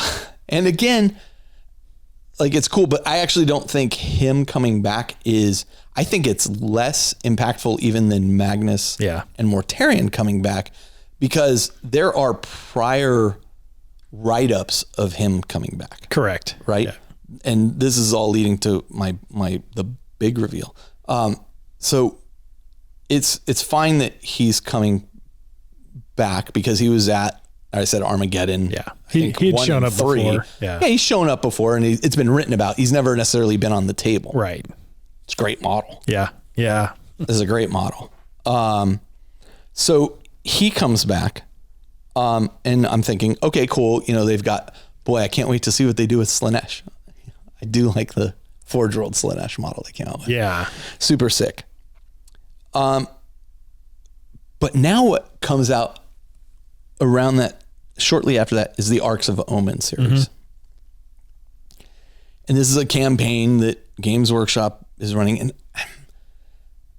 campaign, it is a campaign. I just don't feel it's open-ended. Like I love the Forge World open-ended campaigns where you can decide the fate of, this is going to be decided. It's a narrative campaign that's very focused and where it's starting and where it's finishing. Right. And it's not up for the players to decide. In the campaign, they introduce a couple of characters, but the first big one they reveal is this new Chaos character, Vashtor the Archfane. Archifane.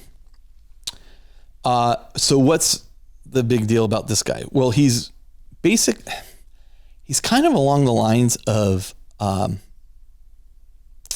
Be'lakor. Yeah. In the sense that I've heard him referred to as a demigod, right? And his goal is to become the 5th Chaos God. And so he needs to assemble this key which will open the lock. And they're given these very generic terms. Yeah. Like, talk about distilling it down to a MacGuffin, right?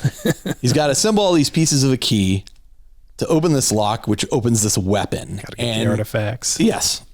Take the ring, and he's got to throw it. But what's interesting about this is, like, there's an actual goal there. Yeah. Okay, cool. I love it. It's kind of a neat model. The cool thing with him too is he's kind of, I don't know, his role is he's in charge of all the soul forges. So all the demon machine kind of hybrids. He's got a very Dark Mechanicus vibe to it with that kind of demon machine hybrid kind of just vibe going for him. And whatever he's looking to accomplish, ultimately, he's trying to become this 5th Chaos God. Yeah.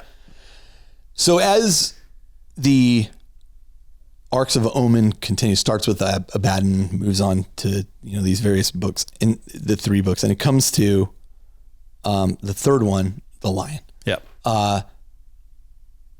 They're engaged in this battle at the Rock. What's left of the Rock? It's now called the Weirdwood. I've got that wrong. It's what Chaos. It's what Chaos is referring to. Yeah. The Wormwood. Okay. And what ends up happening is you have Dante involved there.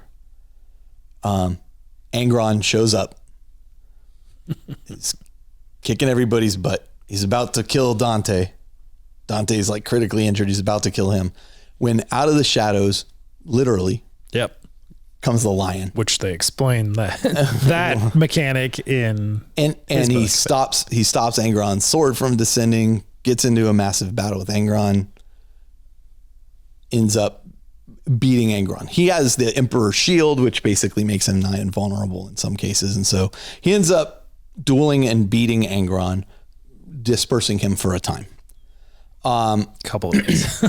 So this is another major shift. And I think Lionel Johnson returning is a big shift. And here's why I think that's the case, as opposed to, I guess all the Loyalist Primarchs that have come back have been for a big shift. I would say not so much the Demon Primarchs. Right. Because they've always in the background kind of been there. They're just a part of that bigger ethereal chaos kind of story and goal. Right.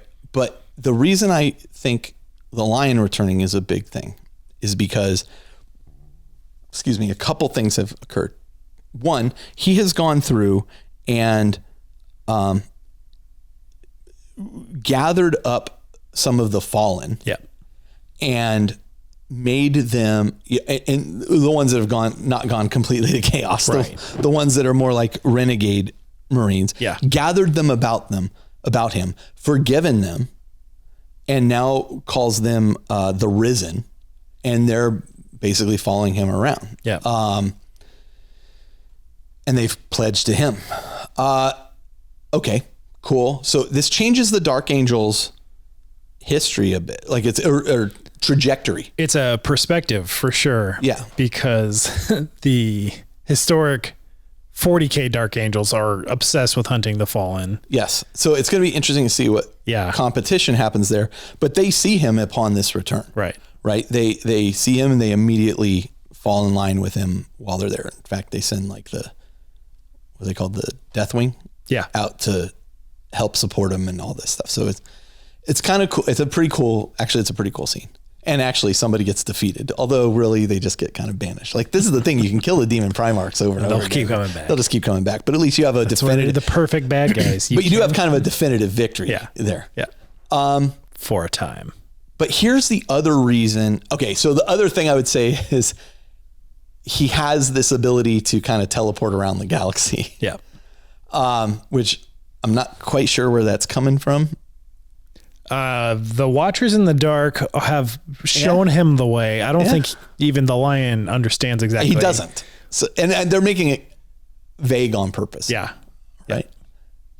So he can teleport around the galaxy, but I think the most important part is, at least where we've seen him the most, is on the other side. Absolutely. Of the Cicatrix Maledictum. Yep. So now you have a leader, a powerful leader on the other side of the Cicatrix Maledictum.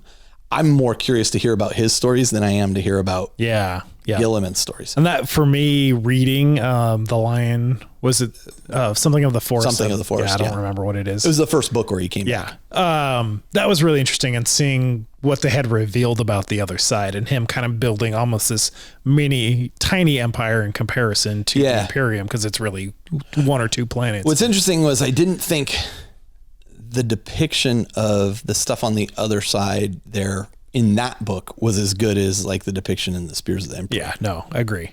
I'd like to see them lean into Spears is so good. Like these people are just struggling. Yeah. You know, there you had a fairly stable planet or two. Yeah.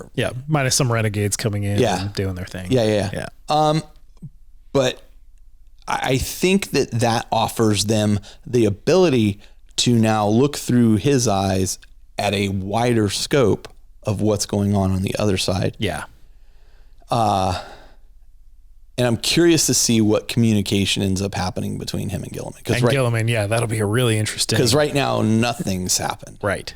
And that was the other point I was going to make when Gilliman came back. He knows Gilliman is back. I don't know if Gilliman knows that the Lion has returned. I don't recall yet. Yeah.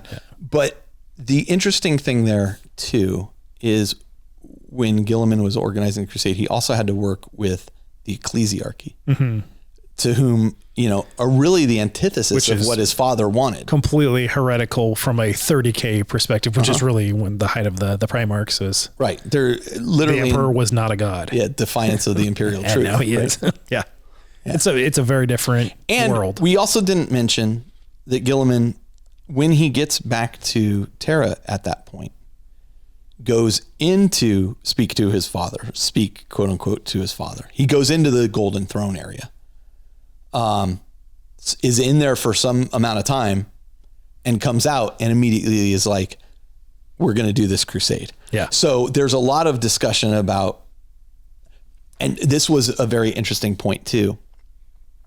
Is it a decree from the emperor that said, hey, go set up this crusade, do this, do that, or the other thing? Yeah.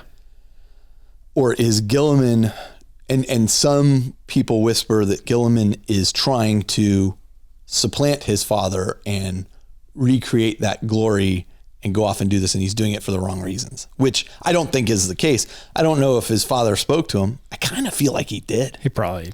Psychically. I mean, yeah, he's the corpse emperor, but he's still something so there. Psychically resonant to some degree. Who knows how? I think he did. I mean, we've seen points where, like we saw in the Black Legion book by Aaron Dembski-Bowden, where like he had some interaction with the Astronomicon, and I want to say I need to go back and read that book again. Like, it's such a good book. I think he had the presence of the emperor was there at one point. Yeah. And so I think that certainly these creatures, and I call them creatures because they're not humans, the emperor and Gilliman, being in such close proximity to each other, probably had, and this is all speculation on my part, probably had some form of communication. I don't think Gilliman went in and saw a corpse sitting on the thing and was like, I get nothing. And then came out and goes, hey, start a crusade. He said, well, I mean, he's a tactical genius, right? So he just sat there and made a plan. And drew it in chalk on the ground. Hey, if you walk out like you belong there with confidence and have a plan, then the Imperium will follow suit. So I do think the Return of the Lion is a big deal. Yeah. And I've, originally when Gilliman came out, there was no plans to bring any other Primarchs back. And I'm again, speaking from a point of, I knew the people working on it. I knew they were like, this is it. And this is why I always say never with Games Workshop. Yeah, we'll see. Yeah. Never say never. And now that the storyline is progressing, because again, now you have this return in a really interesting way. Yeah. I mean, there was a lot of discussion prior to this as to who would be more interesting to have return. Would it be the Lion? Would it be, what's the Imperial Fist? Dorn. No, I don't think so. I think the Lion offers way more interesting story potential than Dorn. Yeah, for sure. And I think if they bring anybody else back, my fingers are crossed for it being Vulcan. For just he really is the Vulcan humanitarian of the Primarchs in the whole chapter. And look at Pariah Nexus and the Salamander, like saving everyday citizens of the planet. That I had a conversation with Jeff about that, because Jeff played Salamanders for years, and one of the things he liked about Salamanders was he's like, these guys watch out for the humans, like they're protecting them. Yep. And I was like, oh, okay. And then I don't remember who was writing the books for the initial Salamanders books. Nick Kime did a handful of those. Nick Kime. And I think Nick did a good job of showing that the Salamanders were taking that protective stance for the most part. Like, there's some inner strife going on there, and some don't agree, blah, blah, blah. Right. That makes for a story. Yeah. But in general, like, I like their stance. I think Vulcan would be a very interesting returning character. And allegedly he's an Eternal, so wherever he is could come back. Spoiler alert, but yeah, he is. So if you don't know that by now, you got to get on the Horus Heresy series. So anyway, yeah, I think they made a good choice, honestly. And the model's gorgeous. I mean, the model's stunningly gorgeous. Yep, absolutely. But it also creates this where I feel like Gilliman coming back, the Ultramarines will be like, hey, Gilliman's back. What do you want to do, boss? Yeah. The Dark Angels are like, oh, the Lion's back. Hey, by the way, we have all these traitor guys we need to slaughter, and we're worshiping the Emperor. And he's like, yeah, we're all going to slow our roll here. Yeah. Right? Like, so there's a big misunderstanding. Yeah. And it's interesting because even in that book, The Lion, the something of the forest, Son of the Forest. Son of the Forest. Sure. Let's call it that. Yeah. There is this, he has conflict with some of them, and he's concerned that they're not going to follow him. Right. And he's like, okay, well, what am I going to do then? So it is interesting. And I'm curious to see more interaction between he, as he reintegrates his chapter, if possible, if there's it'd be weird if there was a splinter thing there. Somehow they'll have to come together, because I mean, on the Cicatrix side of things, like, the only Dark Angels he has are Fallen, who are just Renegade. They're not Chaos Renegade. The ones he's taking, because there are Chaos. Right, there are ones that have gone full Chaos, absolutely. Yeah. But a large percentage of the Dark Angels left on Caliban before before everything went up in flame there. And so before I move into like where things are going with 10th edition, the other thing I want to point out is we've been working at the 41st millennium, Warhammer 40K. It's not Warhammer 41K, it's Warhammer 40K. But we were very near the end of the 41st millennium in the writings up to this point. Yeah. And so how do they fix that? Well, timekeeping hasn't been quite what we thought it was. Records are screwed up. Records are skewed. As the Indomitus Crusade heads out, they recognize that warp travel has become difficult and hard to work with, and that ships will go into the warp and come out 100 years earlier 200 years Right, earlier. yeah. Like there's all this screw up going on. And so they come up with this system where they say, okay, the main ship sets its chronometer. That's the time, regardless of where we go, you know? And so, it's not a perfect solution, but it's one way that the authors and writers get around, like, because how long does the Indomitus Crusade go? You know, at first it was something like 15 years, but now it's more like 100 years. But when did it start? Nobody's really sure. Right. Yeah. Like, and they've kept the timeline now intentionally vague. It's more vague and fluid at the same time. To give them room to play around in. Why you need room to play around in a limitless time thing, I don't know.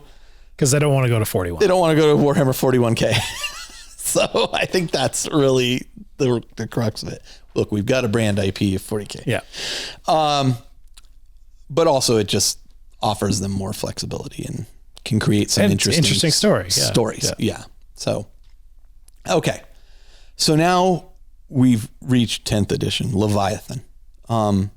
Previous edition, 9th edition, the focus was really Chaos versus Loyalist Marines. Right. Now, and you can always tell this by the initial base box set. Now really the focus is Tyranids versus... well, there's more Necrons in 9th edition. Oh yeah, that's true. Good point. I take that back. Which was the Return of the Silent King, which does prior to that change lore to some degree, and part of that evolution, Silent King coming back and reawakening and kind of kindling the Necron Empire. So kind of wakening it up faster. Yeah. I mean, beyond that, it doesn't really change like the trajectory of anything, right? Similar, like big picture change. There's a lot happening there, and then like reclaiming, and there's a lot of peripheral stuff happening. But as far as the main kind of interaction of Chaos versus the Imperium, and I guess I'm looking from an Imperium perspective. Right. Like from a Necron perspective, that's huge. That's a big deal, right? That's huge. Yeah, and how large their empire is, and how diminished they are, but quickly reawakening and rekindling. Yeah. It's similar. I think it's setting up for more future threats from even more directions. Right. For a later date to be expanded upon. Right. That's a good point. Actually, I can't believe I skipped right past the Necron starter set. It was the 8th edition starter set that was Chaos versus. Right. It was the 9th edition that was Necrons, the Pariah. Right. Yep. And now we reach into Leviathan, which is interesting. I like that they're cycling through. Yeah. I don't know if they've never done a starter set with Tau. They have not. Not really. Not like a version starter set with Tau. Definitely not like there have been like sets that have Tau versus, remember they were doing a lot of Tau versus this or Eldar versus that. So Leviathan, which does change some lore again. Yep. Not only is the Imperium beset by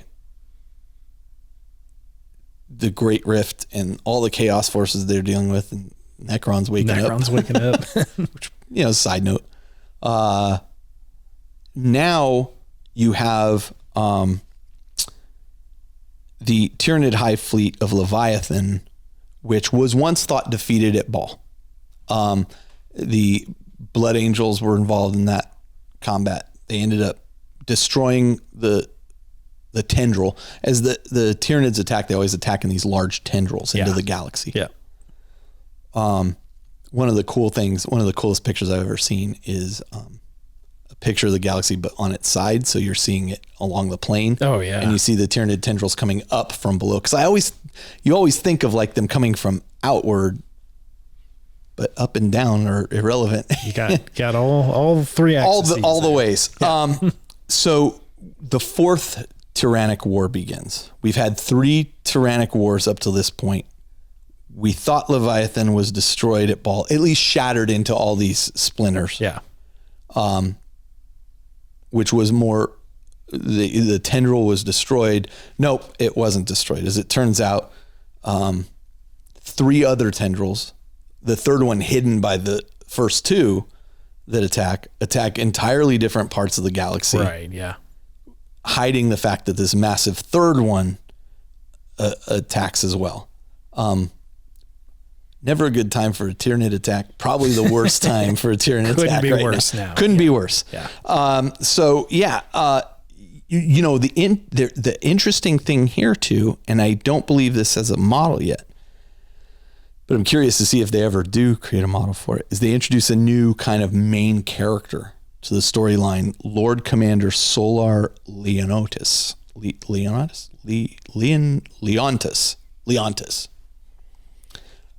Who is the Lord Commander, is like kind of the supreme commander of the Astra Militarum. Yep.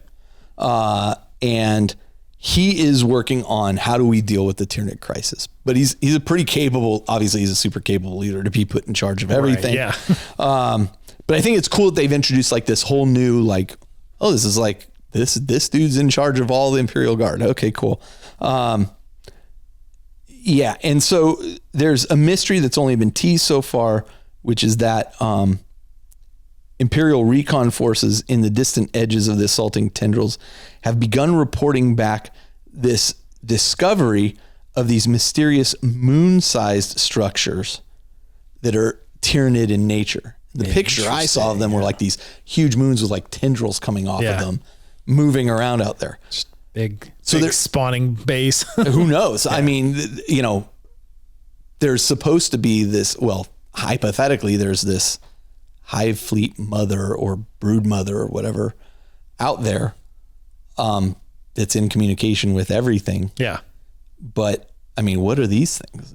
Who knows? We'll find out. I hope so. Yeah. Like I like that they've added something like that. And GW is doing a pretty good job of adding breadcrumbs of things like that kind of tease you about what's going on. And it gives them room to operate later. Right. Like, what was that? Oh, well, it's this. They've done this for years. Yeah. And it's neat that they do things in not just ways that are going to result into models and things on the game table, but just bigger picture things. Like the galaxy is so huge, not everything has to be represented on the table, but there's these pieces in play that are affecting the greater kind of chess match of the galaxy at war. Yeah. Which is neat. And for the Tyranids in particular, it's very easy for them to add new units anytime they want because they're supposed to be infinitely adaptable. They're just eating and evolving and taking. So we did get some new models, which is cool. Yeah. Like I think the Tyranids have been kind of a punching bag for a while. And I know when I was running them in 7th, I was very frustrated. Like it was an uphill slog every battle. Like they were so woefully under strength. They didn't have really much that could penetrate vehicles with any ranged effectiveness. It was a tough time to be a Tyranid. Yeah, yeah. But you have some new species. You have the Norn emissaries, which are awesome. Super hive tyrants. Norn assimilators, which it's a multi-part kit, and neurolictors. I think there's a couple others in there too. And they've remodeled. The Von Royen leapers. Yeah, Von Ryan Leapers are the kind of mini lictors. And then they did the Death Leaper. They finally gave the new Death lictors, Leaper model, which was an older unit. Yeah. But now they've given them a model, which is sick. It's just so good looking. It's a good one. Yep. So I'm excited to see the Tyranids kind of resurgent, not just because I have Tyranids, but because I've always loved them as a cool villain. Yeah. Yeah. Yep. Yeah. And in fact, I mean, so we ran one of the problems we ran into using that campaign system we talked about earlier. Yeah. Was I wanted to run this Tyranid versus everybody else campaign. And we had a number of Tyranid players at the time. We were just getting our teeth kicked in there was just nothing we could do. It's like, okay. I remember some very memorable games from that, but you and I had some great games. Yeah. Like I had a lot of fun with my Tyranid. Maybe I need to latch on to not so much is this Tyranid model one I root for, is who do I get to kill with these various models? Like I need to think. Who do I get to eat? Maybe I got to think in that direction. Because like I said earlier in the show, playing Tyranids, I like them. In theory, I like them. I like the way they play.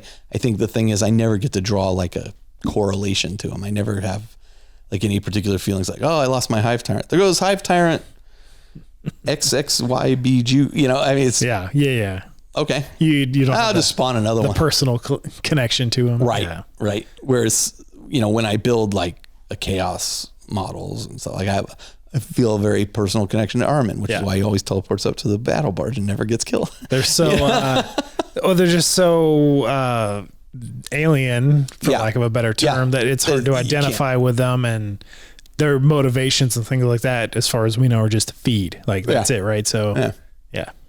So, I mean, I think that's kind of taken us through the major kind of waves of how the stories progressed from a point. And again, I can't reiterate enough that we went from a point of 25 to 30 years of no movement at all. Right. 2 minutes to midnight. Boom. This is it. Everything takes place here. Nothing really changes the galaxy. Nothing significant to the galaxy's been ripped in half. Yeah. Everything's coming from everywhere. Got Primarchs coming back. Primarchs coming back. You know, we're pulling from future history. We're pulling from, you know, we got demon Primarchs coming back. Man, I can't believe they haven't released Slaanesh. What's his name? Fulgrim. Yep. Boy, I hope they do. I really hope they do. Yeah. Because I mean, the 30K resin version of that is incredible. So I can't. It's funny. I've seen some of the commentary around that, and you know, I mean, originally with Horus Heresy, back when Alan was alive, the plan was we're going to release all the Primarchs, then we're going to release the Ascended Primarchs, right, the ones who go full chaos. So basically, you're going to get 2 of each of those, and I mean, you're starting to see kind of some of it. You see Horus Ascended. Yeah, we got Horus Ascended. You got Fulgrim. Yep. Right? Man. That Fulgrim model, the comment I saw that made me chuckle was, first off, people are hating on the Forge World resin. Okay, whatever. Was, I'm going to get this guy, I'm going to paint him and never touch him again. Because he's pretty spindly. That's got to be the fragilest game piece ever. It looks made, so fragile. But it's gorgeous. Yeah. Yeah. Man,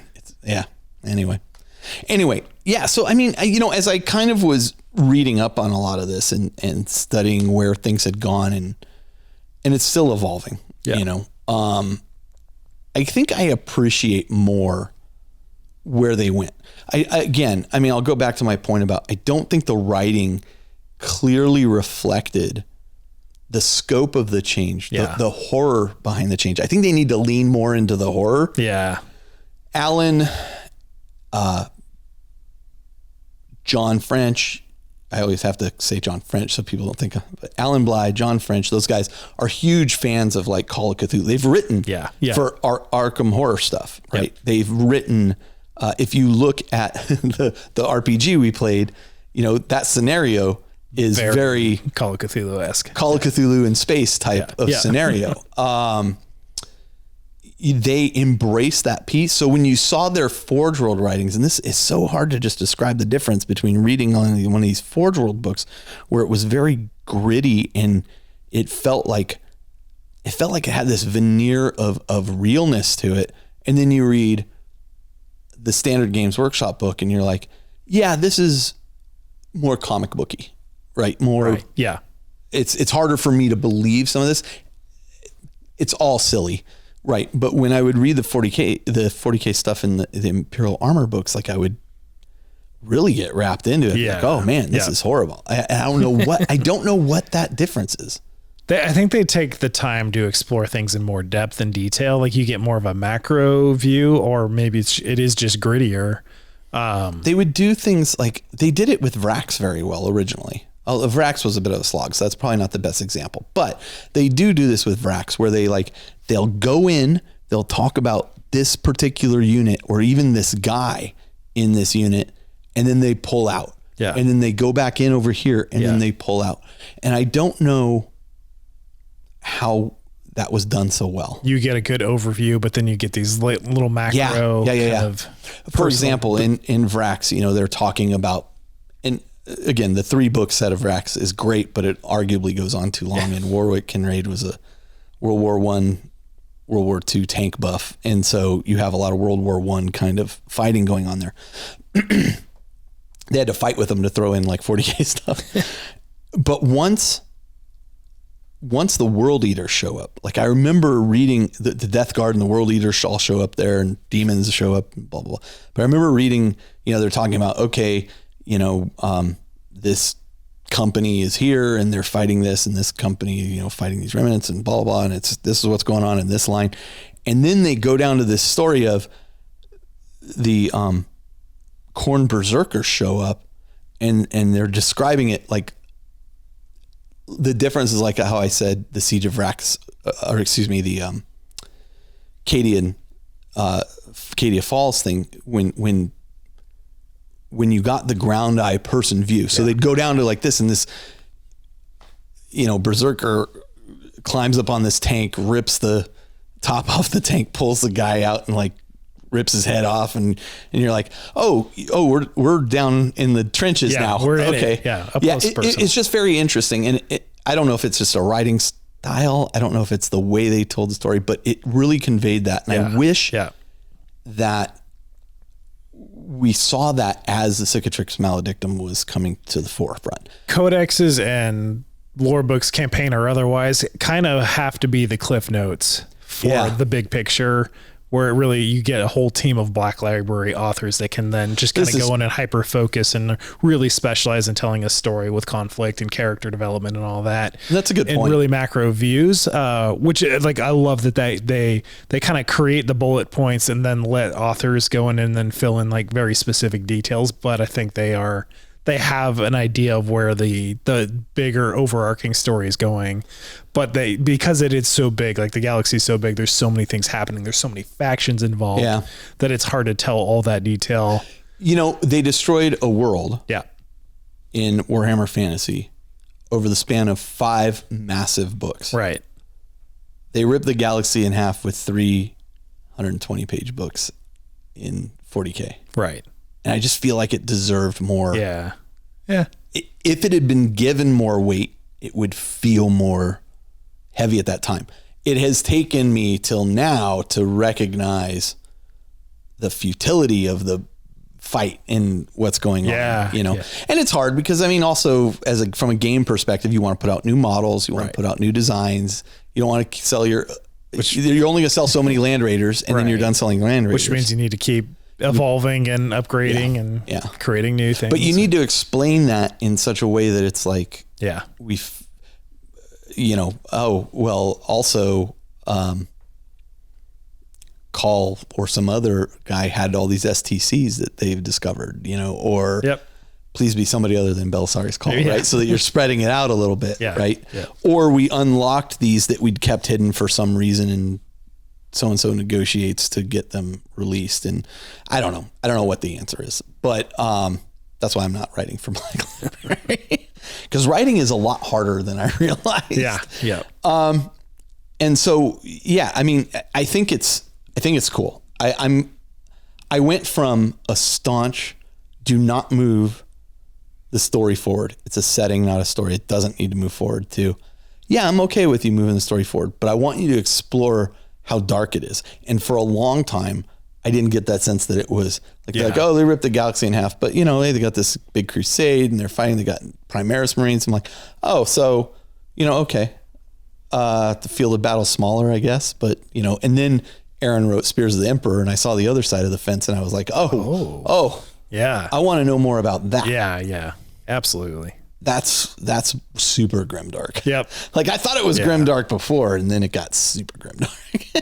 So, So anyway, I think that brings us up to date. We got the Tyranid Hive Fleet Leviathan causing a massive invasion into the galaxy. Coming in hot. Yep. And I'm curious to see where it goes from here. The other point I neglected to mention was Vastor the Archaphane succeeds at the end of this. While the Lion is fighting Angron, Vastor is able to sneak into, this is where the big thing, I can't believe I forgot to mention this. Vastor is able to sneak into what's left of the rock, find and assemble the final part of this key. Yeah. The rock is destroyed and basically sucked into the warp, and now there's a warp rift where it was. But in theory, Vastor has succeeded at what he's trying to do. So now he can go unlock whatever he needs to unlock. Yeah. Get whatever weapon or whatever it is, the weapon. I mean, that's all. Because him and Abaddon had an alliance because they realized they needed to work together to achieve their goals, separate goals, but they needed to work together in order to. But I mean, so Abaddon wants the weapon. Vastor wants to become a god. Do you think they make a 5th Chaos God? I can't imagine they do, but at this point, I wouldn't put anything past the story forward. I wouldn't put anything past him at this point. It'd be interesting. And maybe the Eldar will kill Slaanesh. And then they just replace the fourth Chaos God with Vastra. He'll be the god of technology. Yeah. Dark Mechanicum. What would he be the god of? Like those, I don't know. We're gonna get off topic here. But I mean, that's a very valid point. Like I think they've opened the door to whatever's gonna come next. Yeah. I would just love to see him treat it with like a huge amount of weight. Like I see what they're trying to do, but it doesn't feel like it to me. It is interesting from I think a writing standpoint and a game design standpoint, and that you can't affect the game that much, but you also have this amazingly well-rounded, in-depth lore of a universe that's been created. Yeah. And you have lots of knobs and levers to tweak, but you can't. But you are limited. You can't do the big stuff that really makes a difference. Yeah. Which is interesting. So there's a lot of little ways that they move the story forward. I will bet as a Black Library author that is somewhat constricting. It's probably one of two things. One, it's probably helpful in some ways because like, oh, well, I have this sandbox that I play in and here are the rules of the sandbox.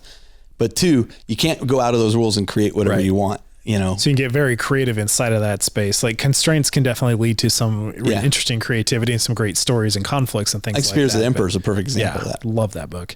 But some of the big picture stuff to really do it justice, I think would have to happen in a novel form and less so in a game, a rule book, a new edition, something like that. Which is too bad. Or they like put out a movie or something like that is just the lore and explaining, and we'll see if that ever comes. But okay.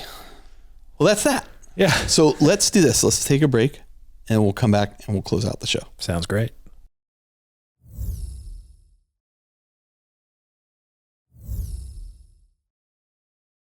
All right, and we're back to finally close out episode 225, and I hope you've enjoyed it. I'm open to any other thoughts and discussion too. We'll create a thread in our Facebook group as we usually do to have all this discussion around. Yeah.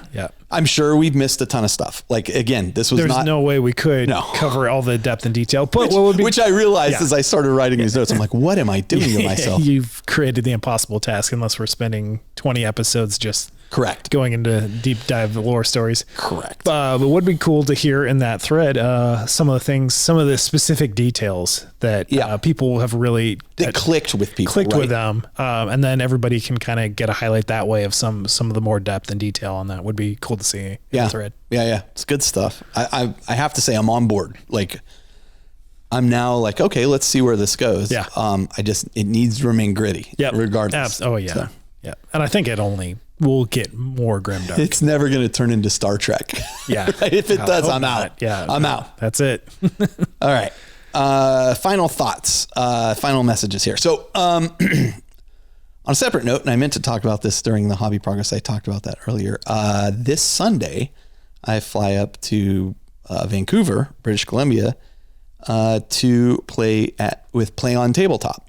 Yeah. I'm going to play Nick Freeze up there. That's awesome. I am bringing my 1,000 Suns with some demons attached to them, and I have like a smattering of units. Like it's not a hard hitting like tournament list, and Nick knows that too. He told me, well, I lose all my games. I go, well, you're about to win your first one, so don't worry about it. So it's a 2,000 point game. I'm super excited to see their production. I talked to Mini Wargaming Dave about it a bit because he went up there and filmed, and I was like, oh, so tell me how it was. So he and I chat occasionally.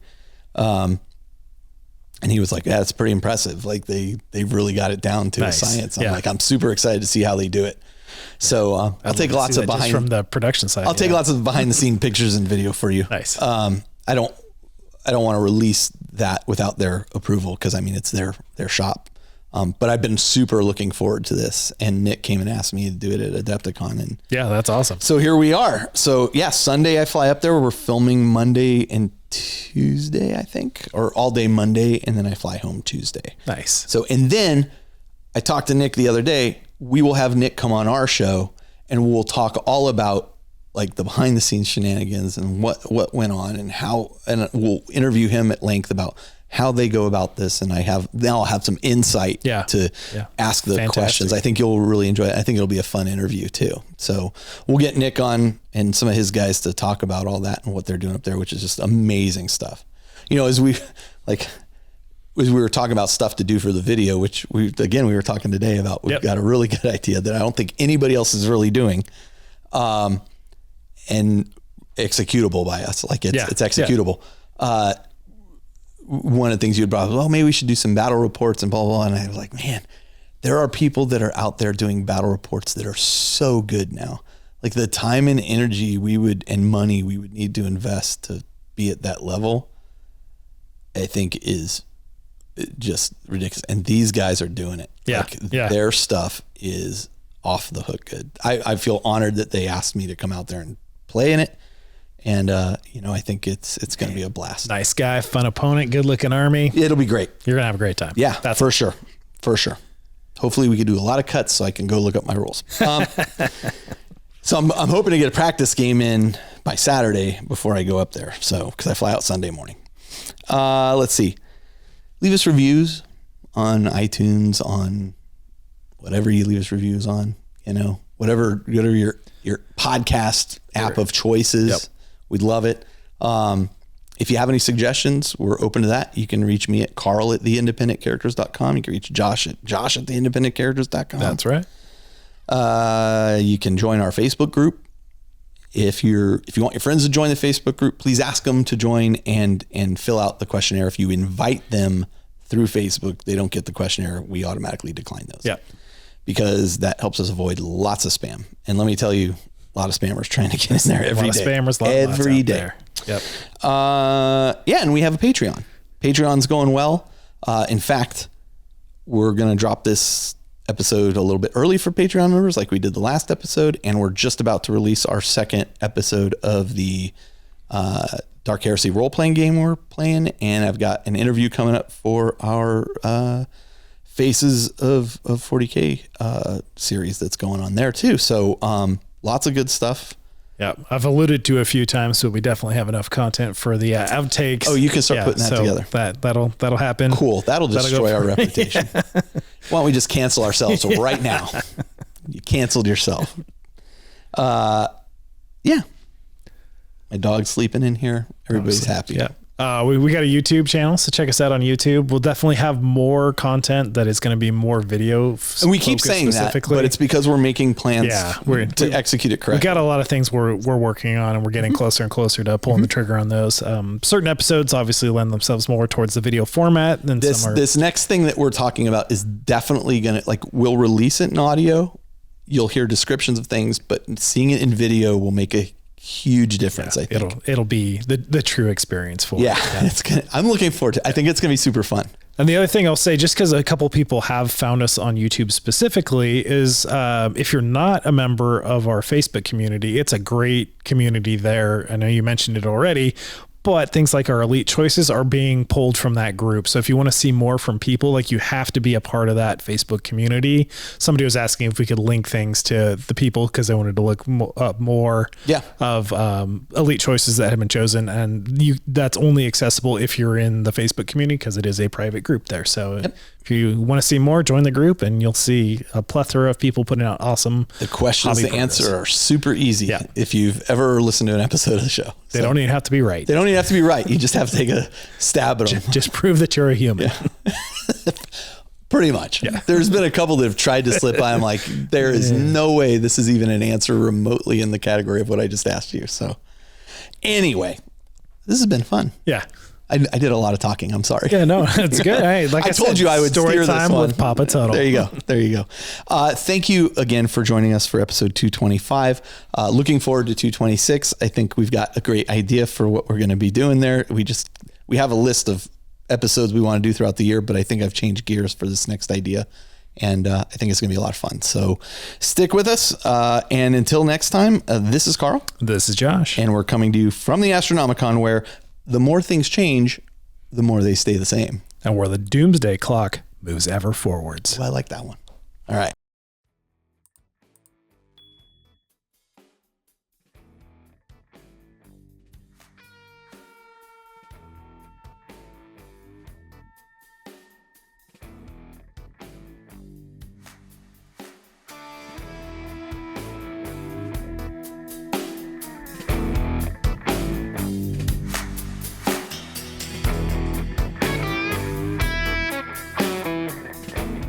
This episode of The Independent Characters is protected by the Creative Commons license. If you have further questions as to its use, you can find information on the front page at theindependentcharacters.com.